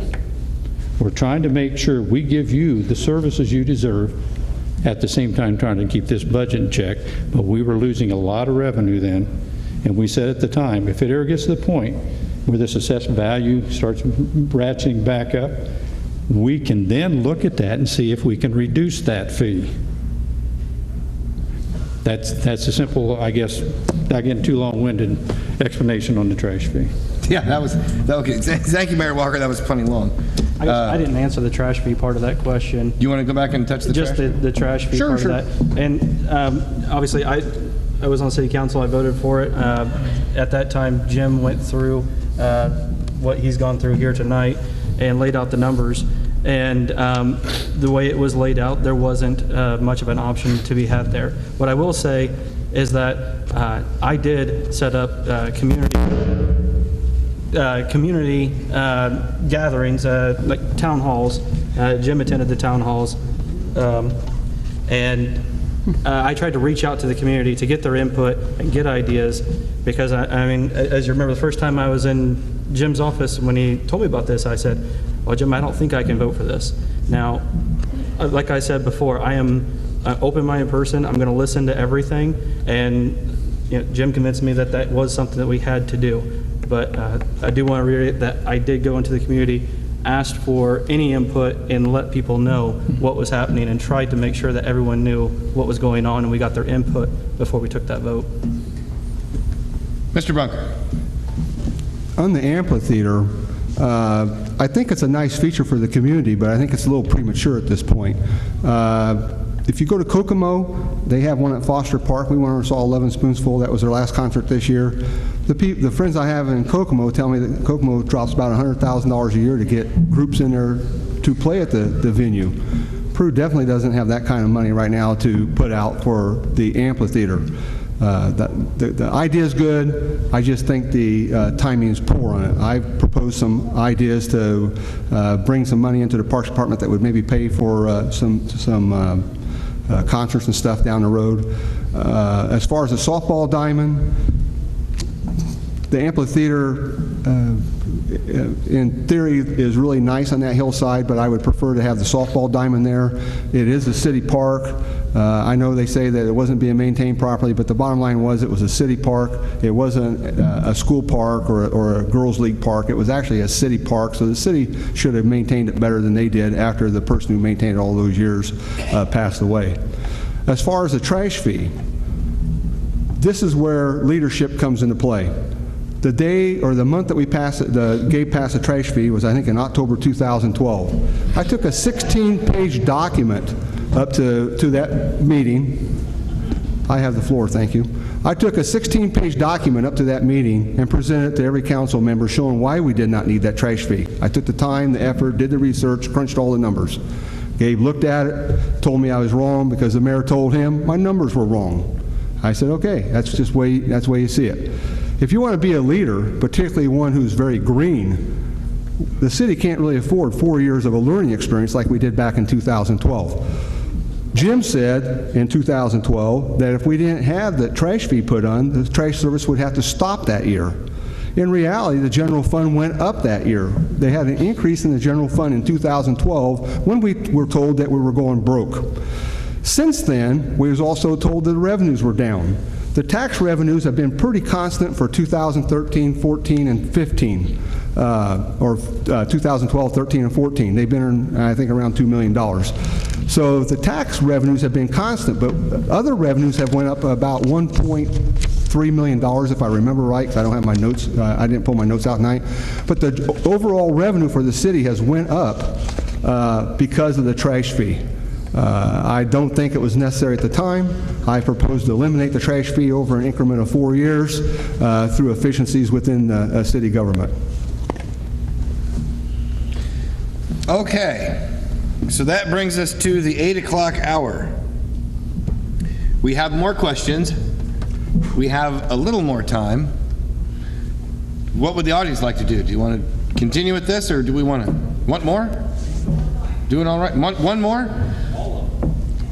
Oh, I don't know. If we have one more, I got to ask that cat question. Let's maybe. Oh, the cats are they're running away with the planet. Cats has been a pretty big issue for the city. Okay. What about these cats? What are we going to do about these cats? How are you going to fund it? How do we fix the feral cat population? Who did we leave off with? Who's the last person to start? Gabe asked for it. He gets it. Oh, Gabe asked for it. Okay, Gabe, you asked for it. You got it. There you go. Well, I spoke with Shelley from the Scratching Post. She had told me that she had come to the city asking to partner with them. She has a nonprofit to house and catch stray cats.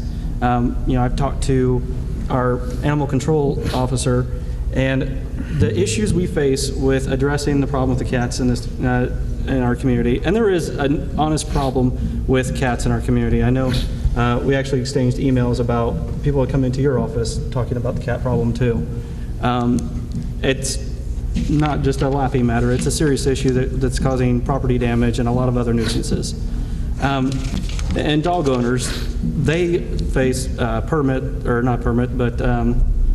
the tags and the fees to have dogs. And there's a lot of people, their dog owners said, well, we have all these cat problems. Why aren't we doing anything to address the cats? So the issues and the hurdles that taking care of that problem come down to we don't have a place to store the cats.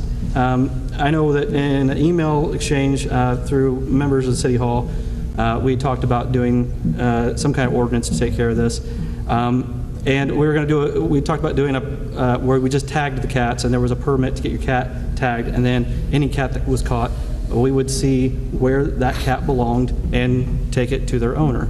The problem is, if we're going to charge people a fee to have a cat and require them to tag them, if we find that cat, it is our responsibility to not just drop it off if people aren't home. Or if you find a cat and you have the address for where this cat belongs, but they're not home or they're on vacation, what do you do with that cat?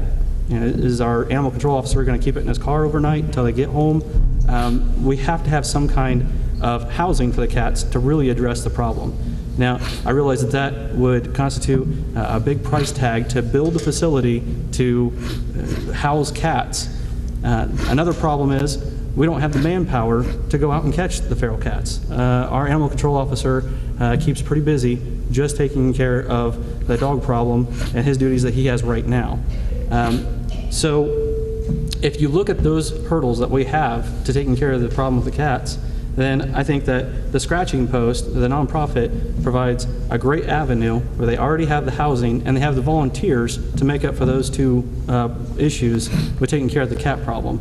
At that point, coming into an agreement with the Scratching Post and the volunteers on what their responsibilities would be, the city's responsibilities would be providing them some kind of material support, whether it be a small amount of money to help with the utilities or help pay for some kind of office manager, and then having an ordinance in place to also deal with the cats the same that we do with the dogs. I would like to have it where the tags don't incur a fee.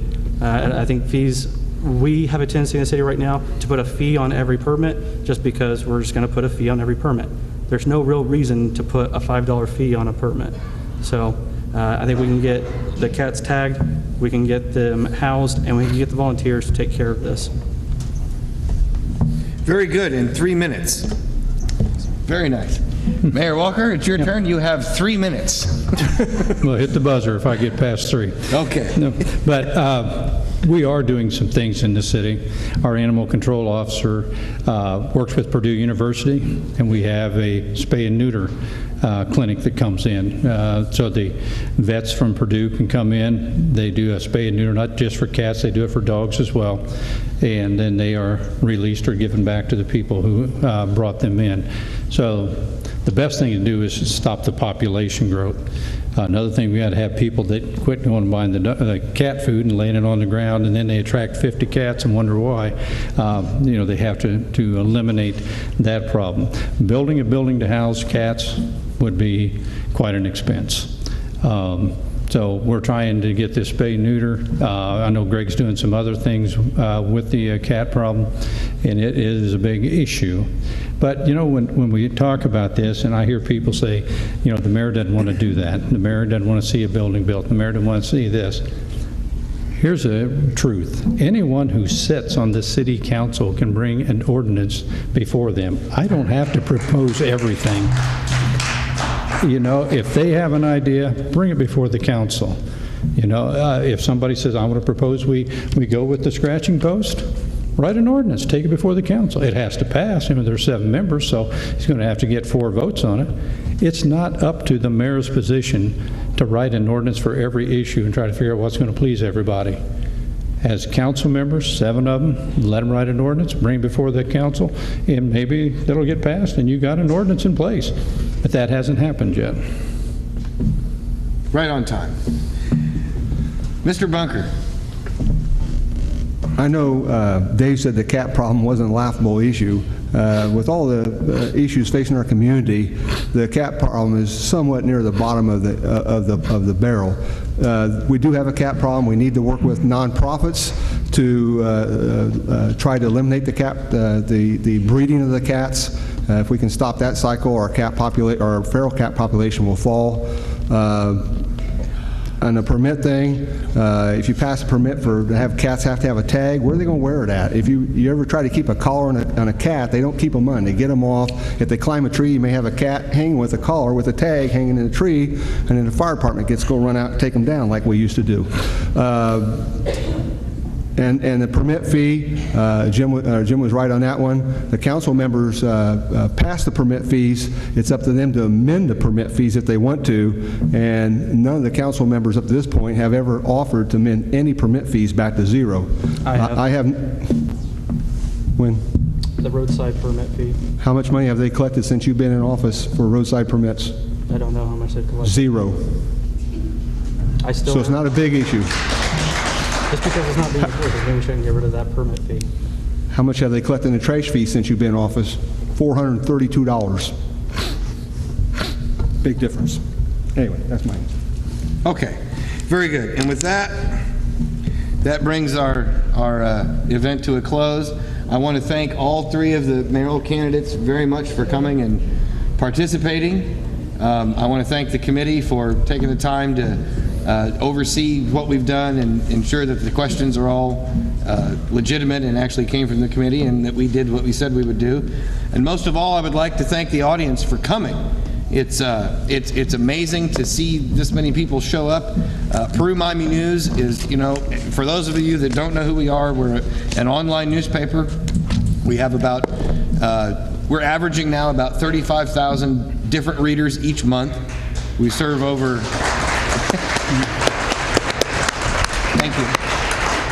Thank you. We serve over 110,000 individual pages each month now, and we continue to grow, and we continue to sort of try and get news out at no cost to anyone. We have some sponsors that help us out, so if you see a sponsor on our site, don't feel bashful. Click their banner. Let them know you like them, because they're the ones that provide for almost all of this. And with that, I wish everybody a good night, and you have my eternal thanks for coming. Thank you.